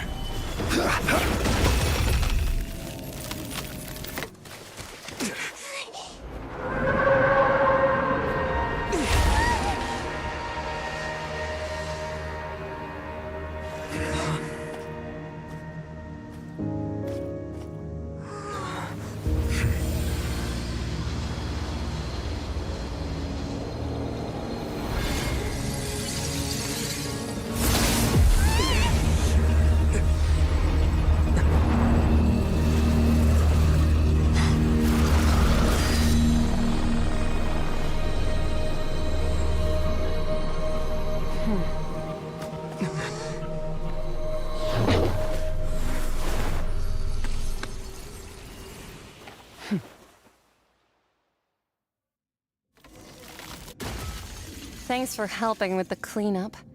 It should have been my job, but... oh well. It was just supposed to be a short private training session for me. I didn't think that my disciple and my master's pet would start brawling in the meantime. Well, actually, I had a feeling that it would happen at some point, but they bumped into one another earlier than I thought. That power. Who are you exactly? Paimon has an idea. From what she said earlier, she must be Child's master. Skirk, right?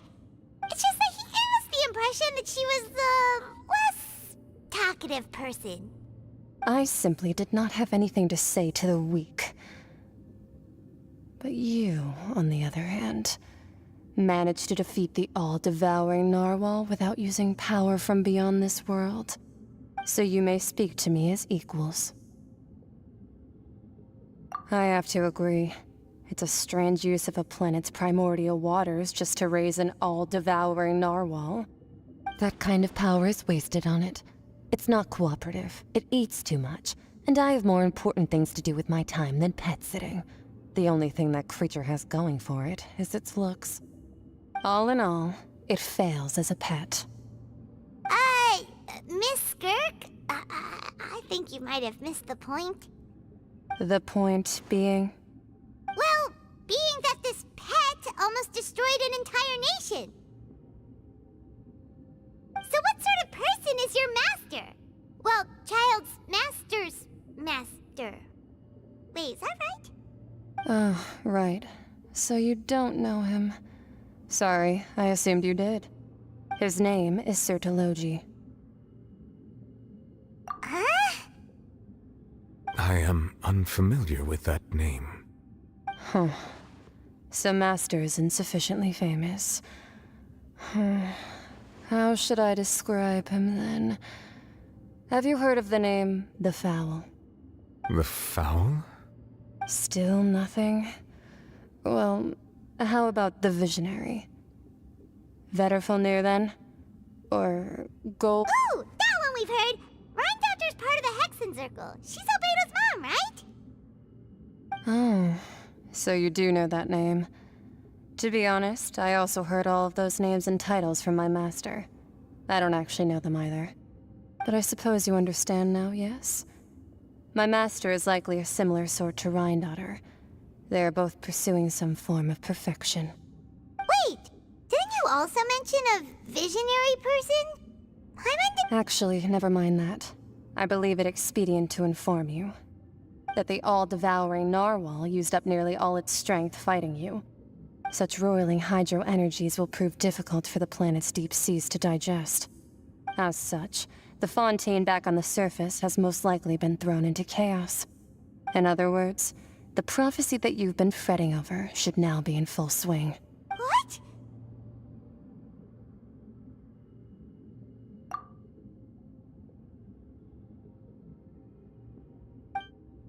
Not to worry. Focalor has already managed to deceive the heavenly principles. In the end, the people will all be dissolved into the waters, and only Farina will remain, weeping on her throne.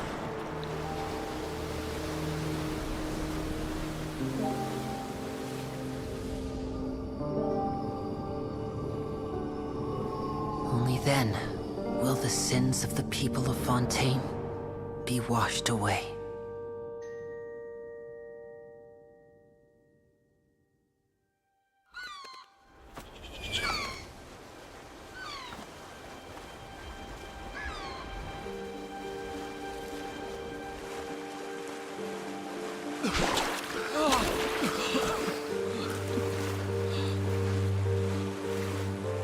Hey! Help! Over here!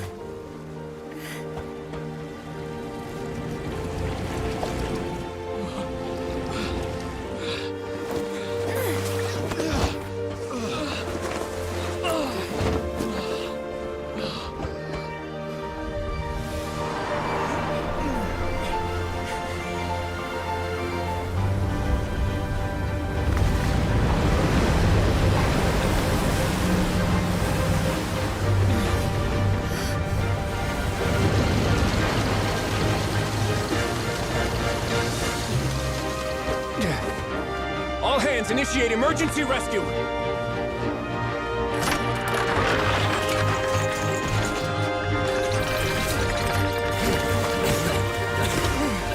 Hurry!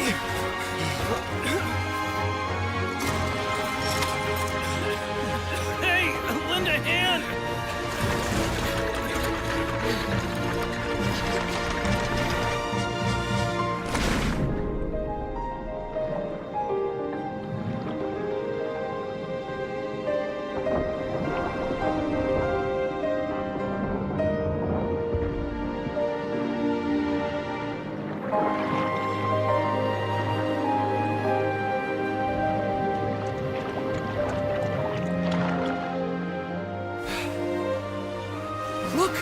water's receding!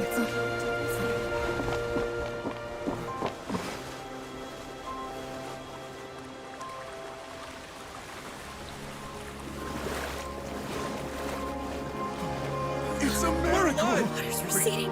We didn't dissolve. The prophecy was wrong. The prophecy was wrong.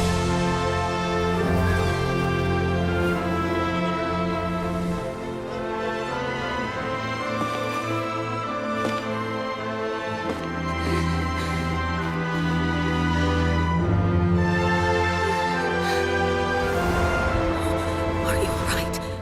Yeah. We're saved. The prophecy was wrong.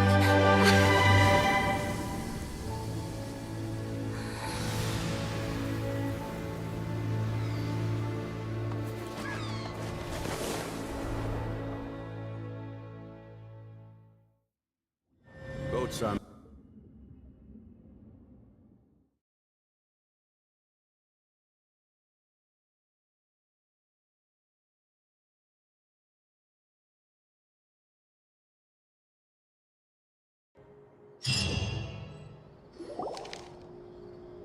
The soil renewed. The Spina di Rosula talks post-disaster rebuilding. I recently visited Poisson to meet with Miss Navia, spokesperson of the Spina di Rosula, and we spoke about Poisson's present and future. Old soil can still give birth to new bloom, Miss Navia stated. Hope is like seeing a small cookie when you're starving late at night. You just need a little of it. Skyship Winglet, lunar brain of the Fontaine Research Institute. The various disputes that have arisen on account of Mr. Edwin have suddenly become a shield over the Institute, with Jurier turning out to be a once overlooked hidden gem. People always call the first researcher mad, but few know what to call the second. And should that latter person achieve a miracle, they would find it all the harder to find a word with which to classify him and his team. Wow! Paimon barely recognizes the people in the reports. Are those really Jurier and Navia? They sound like real big shots. What do you think? Pretty enthralling, huh? The Steambird's idea was pretty simple. With the disaster just having passed, we would print a free edition packed to the margins with good news to calm people down. The value for these big scoops lies in their inevitable follow-ups. We'll publish further reports and go into the stories behind those people. Edwin's assistant, Jurier, created a true flying ship, while Navia is leading people in the reconstruction of their home. Paimon's curious too! Wait a minute. Didn't we watch everything happen from start to finish? What's there to be curious about? And that's exactly why I'd like you to come conduct interviews with me. You're the best incubators of news, if you haven't noticed. And also, with you around, I'm sure I'll get to see that Duke. Are you sure? Hasn't he turned you down several times already? Oh, this time will be different. Come on, let's head to Poisson first, and then make a trip to the fortress. There are some things...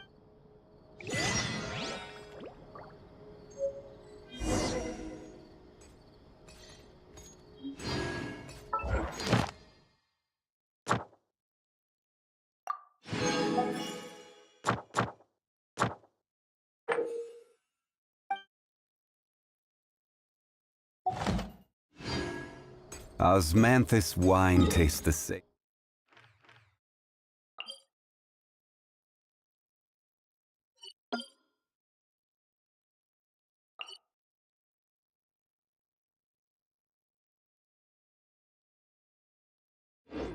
As I remember. But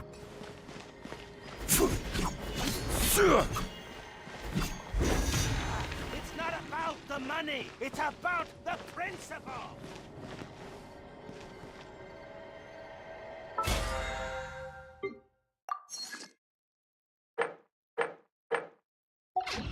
Fine, if you can't afford it, then just give me the...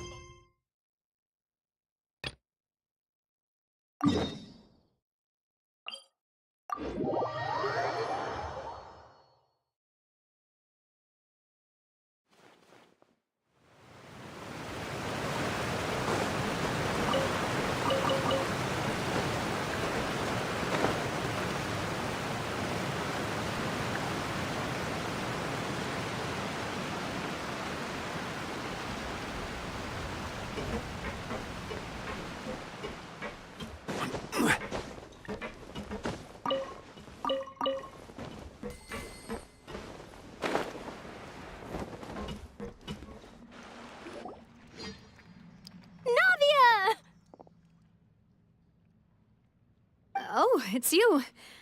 What brings you all here? Hey, we're just having a look around. I'm here to update myself on how things are going here. Oh, the Fatui are here too! Let me introduce you. This is Mr. Garunt Snežević. He represented the Knave in sending us a large amount of supplies, and is helping with our work. Our residents are hard at work as well. Thanks to everyone, work is progressing nicely. We've lost a lot of people, but we're moving forward. That will have to be enough. Hello, Miss Charlotte. I'm a big fan of yours. I especially like that article you wrote last year about Fontaine's stray cats. But if you don't mind, could you not emphasize our role too much in your report? It's not charity we're doing here. We just happen to share the same interests as the Spina. I get where you're coming from. I'll keep it as simple as possible. Or would you be willing to feature as friendly neighbors? That would be fine. Thanks. Oh, you're back too. How are things? We finished laying down the construction materials. It'll be another hour before the workers are able to go over there. Huh? You're here too, Clorinde? Well, her reputation's greatly risen after that whole duel business with Miss Farina. So she's here in Poisson to wait out the heat. All right. She really came here to help me out. There's too much to consider in the reconstruction of Poisson. The Spina has need of more decision-makers. And, well, I do already happen to be connected to Mr. Callis. Oh, wait just a moment. Do you mind me asking a few questions? You know, about how you felt before the duel, about what it was like facing down a god. There's lots of exciting material there, I bet. Forget it. I'm sure you can find a better theme than that, Miss Charlotte. I see you're the same as always. Couldn't you do me a favor, for Navia's sake? Well, if we're talking about doing things for my sake, you might as well just take a few more photos of me. Or of the Traveler. It's better than wasting time persuading Clorinde, at any rate. Of course I will. I'm not gonna let him off that easy. All right, then everyone who wants to be in the photo, gather up. And smile.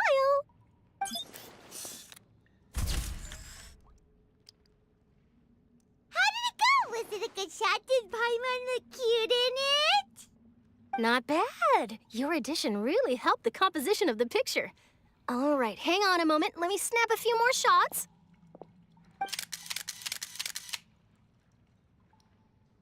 All right, that should do it. I'll be back here later anyway, so let's call it a day.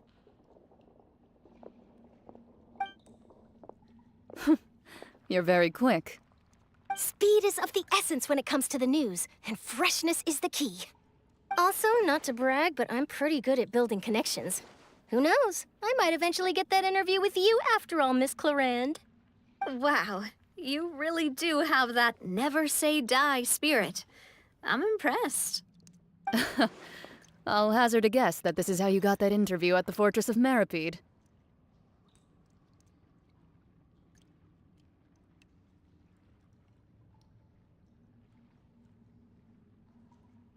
Whoa, you're well informed. Let me make a guess, too. I asked Sijuin, who told Monsieur Nervillet, and he told you, right? That's a very complete information chain. In truth, all Monsieur Neuvillette asked me was, when did the fortress become so friendly towards the media? I told him that it was best not to speak too soon. There's no guarantee that Ridsley will make a personal appearance. You're right. I've got to treasure every moment I have with them. In which case, I'll be making a move first. Stay safe now. And tell me if you hear anything interesting. I'll treat you to afternoon tea in exchange.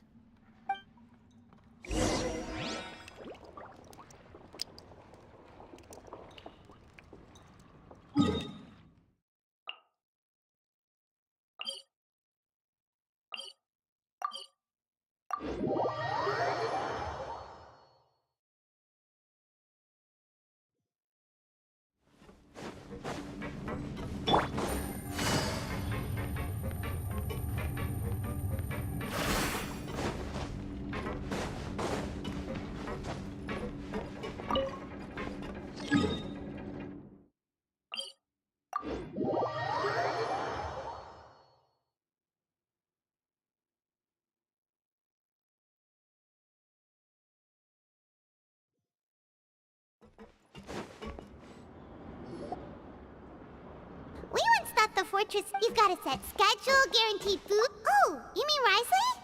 Well, he does look kind of intimidating. He's actually... Paimon wonders how he's like with the... Yeah. Excuse me? Huh? Excuse me, is someone pass... Nope, Paimon wasn't dreaming. There's someone over there for sure. But... Oh, did you hear my call? Thank you so much. Why are you hiding in here anyway? If we hadn't happened to pass... It's a bit complicated. Can we not talk about that for now? Whoa, that's... No! Just your... Huh. Wait, Paimon gets it! Something must have happened to your hair! Sorry, you just need your... I think it's a soft eye. It's weird. Don't worry.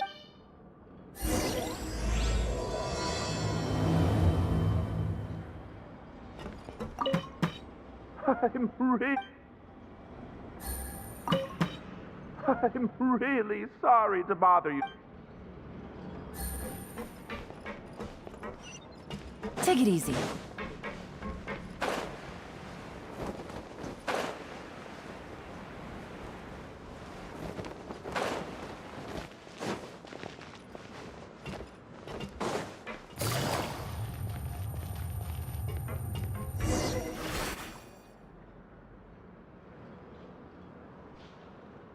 Wow, guess we're here again, huh? There's a real nostalgic feeling to this place. Looks like you've been missing us. Duke! Did you come all the way to the... Of course. I'm here to welcome you and our... It's an honor to... No need to thank. Of course, of course. All right then, this way.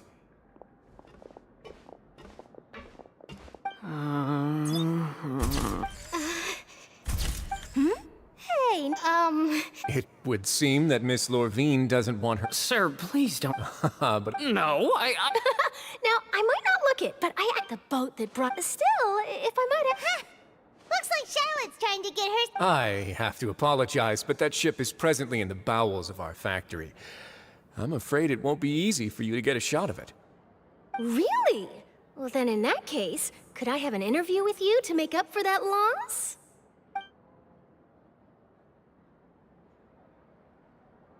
You already know my answer, I'm afraid. Best you interview our head nurse instead. Or perhaps you'd like to take another photo of this couple of researchers? Did you really have to use the word couple? Well, then, 2 solo photos will do. Is my hair messed up? Please, someone help me have a... Things sure are getting pretty lively here. We've seen this kind of thing before. Oh, seems like everyone's here. Would any of you like to try the... Ah, siege... Hey, Miss Charlotte. Why don't you, take some pretty photos of our head nurse? Sure. Come on, Miss Siegewayne. Over this way. Let's find a brighter spot. Huh? Sure. Do I have to smile? So, how have things been at the fortress?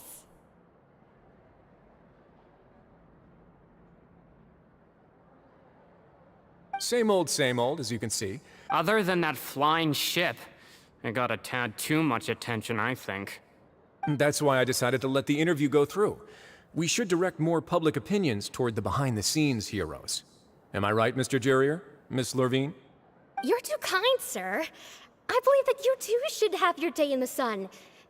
Not that you would want that, which is a pity. I'll just leave the spotlight to you two. I see.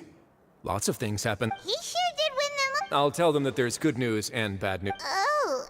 What change can there be? As to what Miss Farina's departure will mean for the nation, and if our laws and governance will be transformed, we'll leave those to the folks in the overworld. Hey, everyone. The photo shoot's done. Good. In that case, let's call it a day here. Thanks for your cooperation. Come on, Traveler, let's go. There'll be a next time? Maybe. Who knows? All right. Last stop, the docks.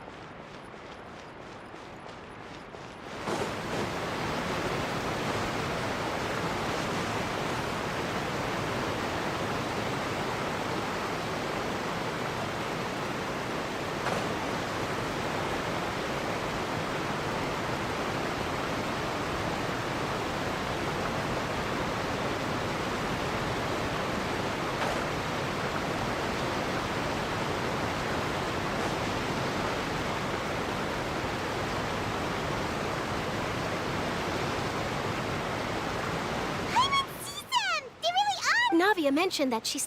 Traveler, Paimon. Ah, and Miss Charlotte. Would you like a magic pocket? What sort of gadget? It's a wondrous trick of friend.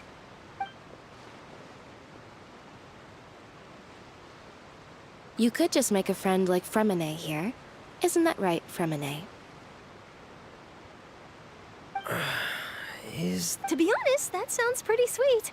Could I have your contact? You sure are working hard to help Fremine socialize. He was the one who proposed doing this. He even wants to assist in our magic shows.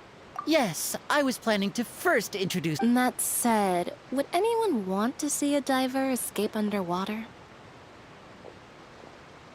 Oh, it'll work out. Every journey begins with the first step. Lynette, could you come... Got it. My, that Charlotte is rather perceptive. She got rid of... Father says that you did a great deal... That's all right. We were more than happy. Oh, I guess after Lady... A diplomatic... Yes, it could have been done. Furthermore, that's... I would agree. I suspect... but that... They say that he's returned to Snezhnaya. That's true. When you think about it, we've had loads of... So shocked by such a simple switching of sides? Father. Well, well, what do you know? Come to the docks to see how my children are doing and meet the Traveler by chance. Please do not pay my accomplishments in Fontaine too much mind. I would have done them regardless. Are you going to take the Gnosis back? That is our duty as harbingers, yes. Don't be too preoccupied with sides. The goal of the Fatui concerns not a single place or person, but the entire world. With such a grand goal in mind, it is inevitable that we must wear switching my masks is something I've always... Well, that depends on many things. No one truly knows what the future holds. What good is honesty if you can't rely on it forever? As for you, I very much look forward to our next collaboration. Good things cannot be achieved alone, and you've proved yourselves to be great partners. A vision? All right. I'll remember to return it. Thank you for keeping it... And that's a wrap for me. Huh? You... Greetings, Miss Journalist. Hello. If I'm not mistaken, there are diplomatic channels I'll need to report. That is correct. So forgive me, but I will not be able to serve as a subject in your article. However, feel free to write as much as you'd like about our dear magicians and our upcoming rookie talent. I will. The sea breeze is quite pleasant. I shall continue my walk while the weather remains so agreeable. Farewell. Farewell, Father. Oh, she has such an intimidating presence. I didn't even dare to take a picture. Thankfully, I've already wrapped up all my pre-scheduled interviews. Thank you all. This'll be more than enough for me to write about, I'm sure. Don't be too nervous. Why don't you take a magic pocket before you go? Here, Traveler, Paimon, you take one too. To move things about? That's right. Funny. I was giving out magic pockets when we first met too. And what do you know? I'm doing the exact same thing right now. So I guess this must be life. We will... All right then. Well, guess we sent Charlotte off. Shall we go see how Nivelette's doing? As long as we...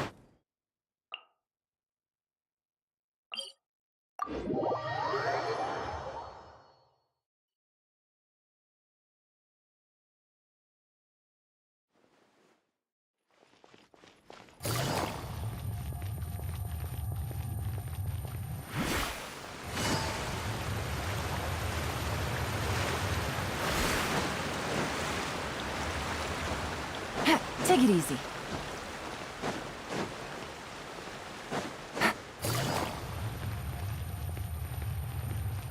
The entrance to the fortress! Ooh, he really is there!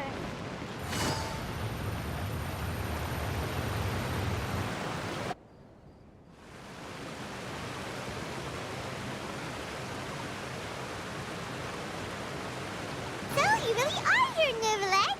Paimon didn't think you were going to have free time this hour of the day. Really? Oh, I suppose you must have met Mr. Linney. He took the time to greet me earlier when he passed this way. In any case, you came at a good time. I was just considering reaching out to you to set up a meeting, so I may explain some things that I haven't had the time to before. Aw, Paimon's glad that you remembered. Thank you for keeping us on your mind, what with you being busy and all. Alright, let's have it then. How was Fontaine actually saved? The whole business is still quite the mystery to us. It is strange how words can often leave a bitter taste in the mouth when it finally comes time to say them out loud.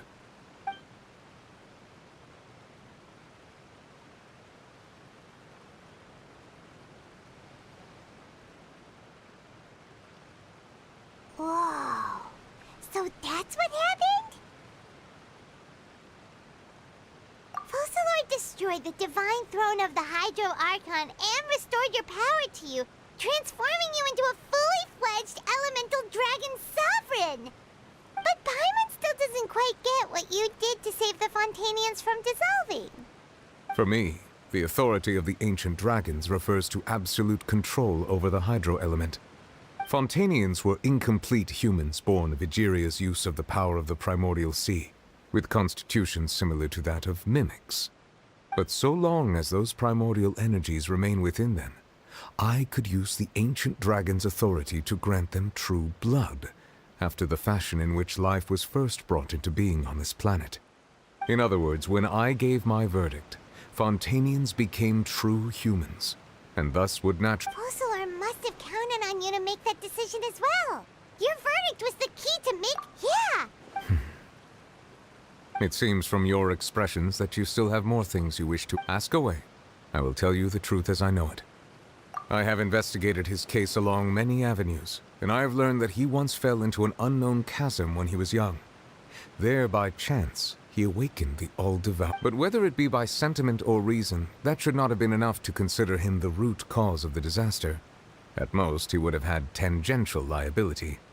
As for the judgment passed by the Oratrice during the trial, whether it was due to that liability by association, or Focalor deliberately using him to buy time for us on the assumption that he would be able to hold the creature off, I cannot say. Guess Focalor had Fontanians in mind the whole time.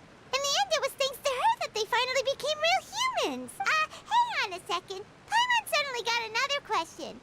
Back when Fontanians hadn't yet become real humans, were the children they had also transformed Ocean? Life has always flowed like water. Do you recall how Fontanians would often come to the Fountain of Lucine to pray for children?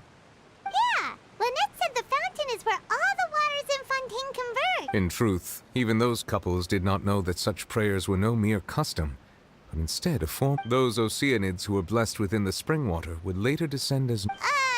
Paimon sorta gets it now. Ask away. I will tell you the truth as I know it. Yeah, about that. Risley said Farina has already left. What's that all about? Ah, Lady Farina. The people are only aware that her death sentence has not been carried out. She abdicated the post of Hydro Archon and left affairs related to that title to me, before leaving the Opera House. I related Focalor's words to her faithfully and completely. After hearing them, she seemed neither saddened nor comforted. She simply said that she was tired and needed... Having said that, she then packed her things and moved out of the Opera House, not unlike how an ordinary person might. But she's still got a place to... You need not worry. I will make arrangements to ensure that she will not want for food, clothing, board, or travel. In truth, I am somewhat happy for her. The wear and tear on her spirit will, of course, take time to heal, but now that she no longer has to play the role of Focalor the Hydro Archon, she can finally lay down her burden. What about you then? What are your plans now that you've regained your full powers? After Focalor passed on, the Oratrice also ceased to function. This matter will directly affect our trials.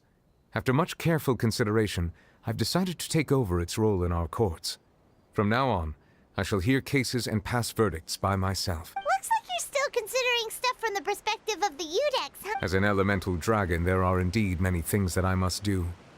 But this power and this duty In a manner of speaking, you could say that both were granted. As such, before I attend to my other responsibilities, I must first and foremost continue to serve Fontaine as its highest judge. The duty of the Hydro Sovereign and the duty of the Eudex shall coexist. Additionally, the Hydro Archon's departure has brought about another problem, which is that the Opera House shall no longer produce indemnitium. That's true. That power was derived from the people's faith of wait, but the various mechs and machines in the city are all still okay. As I am now, I have full command over New Musia, and it can serve as a complete substitute. Another reason why I cannot quite leave Fontaine immediately. Wow. This ancient dragon... Ask away. I will tell you the truth as I know it. Oh, that's right! They say you've given it to the knave as a diplomatic gift or something! Leaving aside their intentionality, the two Fatui Harbingers have indeed done much for us during this crisis.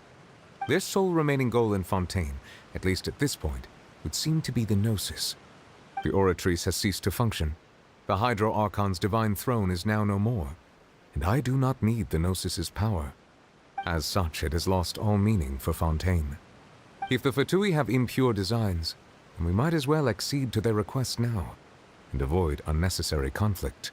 What complicated considerations? Paimon thought you were just giving it to them out of gratitude to the knave and as an apology. Ask away. I will tell you the truth as I know it. You will soon be heading to Natlan, I presume? I'm afraid that I have little talent as a travel guide, so all I can do is tell you what I know about that land. As far as I'm aware, Natlan can be said to be a nation of dragons. A nation of dragons? You mean like you? No, I suspect that I would not find myself welcome there. Unlike ancient dragons such as myself, the dragons of Natlan have undergone long years of development and evolution. Large numbers of them have entered a form of coexistence with humanity. Natlan is also the nation of war. War ravages those lands like an undying flame. There is one other piece of information I got incidentally from my negotiations with the Knave that I believe may be useful to you. The Harbinger known as the Captain has thrown his hat into the endless ring of war. The Captain. Sounds like a real tough customer. Seriously, everywhere you look, there's a Fatui Harbinger doing their thing. I suggest that you fully prepare yourself before going to Natlan. In the meantime, Fontaine's doors will always be open to you. Ask away. I will tell you the truth as I know it. Hang on a sec. Paimon's still got a question about Gnosis. When we spoke to Linny earlier, he mentioned that your attitude towards giving away the Gnosis had clearly changed. We guessed that there might be some reason for it that only you were aware of. No wonder the House of the Hearth is the Fatui's intelligence division. They are certainly sharp. So regarding this specific issue, I was just getting ready to share something with you. In truth, I exchanged some further words with that lady named Skirk after sending you two back to the surface. It went something like this.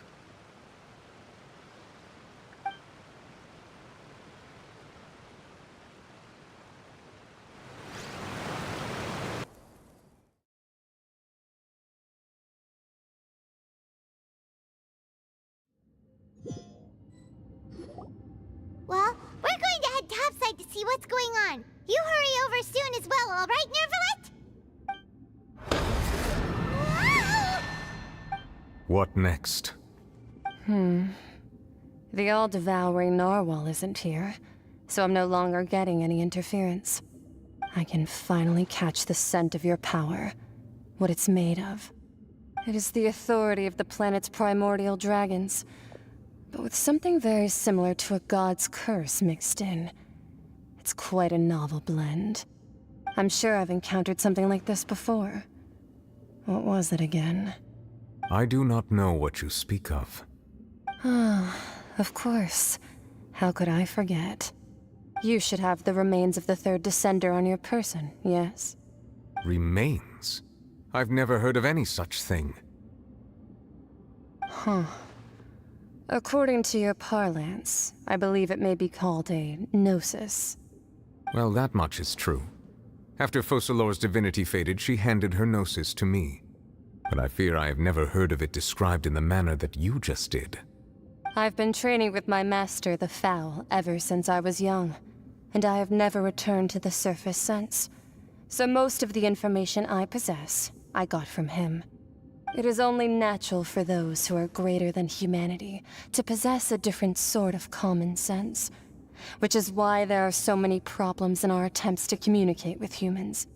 Regardless, you should probably get rid of objects of misfortune to prevent any disasters from befalling you. To live in itself is a blessing. But once a person dies, the bonds he once had with this world shall all turn to curses. What do you mean by that? No need to fret. These are just my personal thoughts, and my reason for no longer wishing to return to the surface. This third descender you refer to, who are they? And when did they die? Master never mentioned them to me. Perhaps it just wasn't that important for me to know. If you're interested, though, I could ask him. I'll be sure to pass the answer on to you next time. Next time? You believe we will meet again?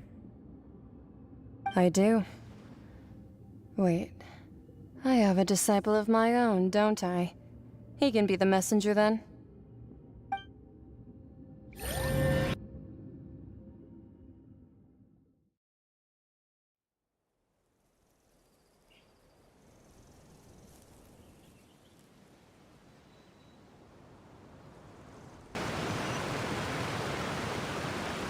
That's what she told me.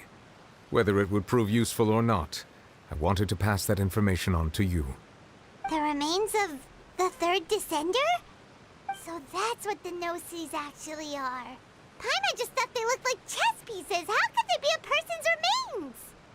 All the same, assuming that there was no misunderstanding or special metaphor at play, that is what she meant to say. And she said that it would bring misfortune and that you should check it, which is why you gave it to the Fatui. If she speaks the truth, then I would simply be putting Fontaine at unnecessary risk by keeping it here.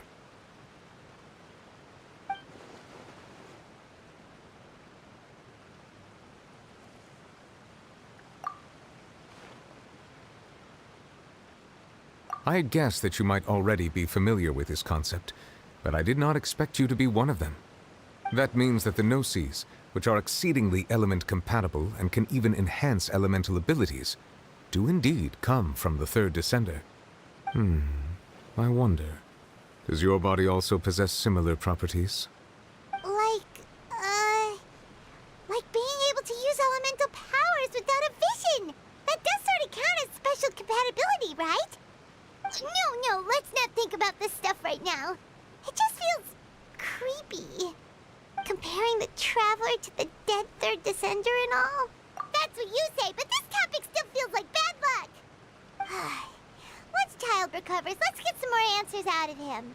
Or go look for his master and get the answers that way. I too believe it unwise to make too many blind guesses when information is lacking. The same is true of being at court. All right. Whatever the case, it seems like the crisis here in Fontaine's over for now. Yes. All of Focalor's efforts were for this moment as well. But she sacrificed herself in the end as a god, and she suffered through all those years as a human. Was that really what she wanted? I suppose that would be the mystery of a god's will. I suspect not. But once in a while I too would guess that if wishes were like the clouds in the sky, they will one day return to the earth as raindrops. Life flows like water, and rain is the final answer. The water levels may sometimes tilt one way or another, but the rain falls fairly upon all. And what, ultimately, is the difference between the rains that fall upon all of us?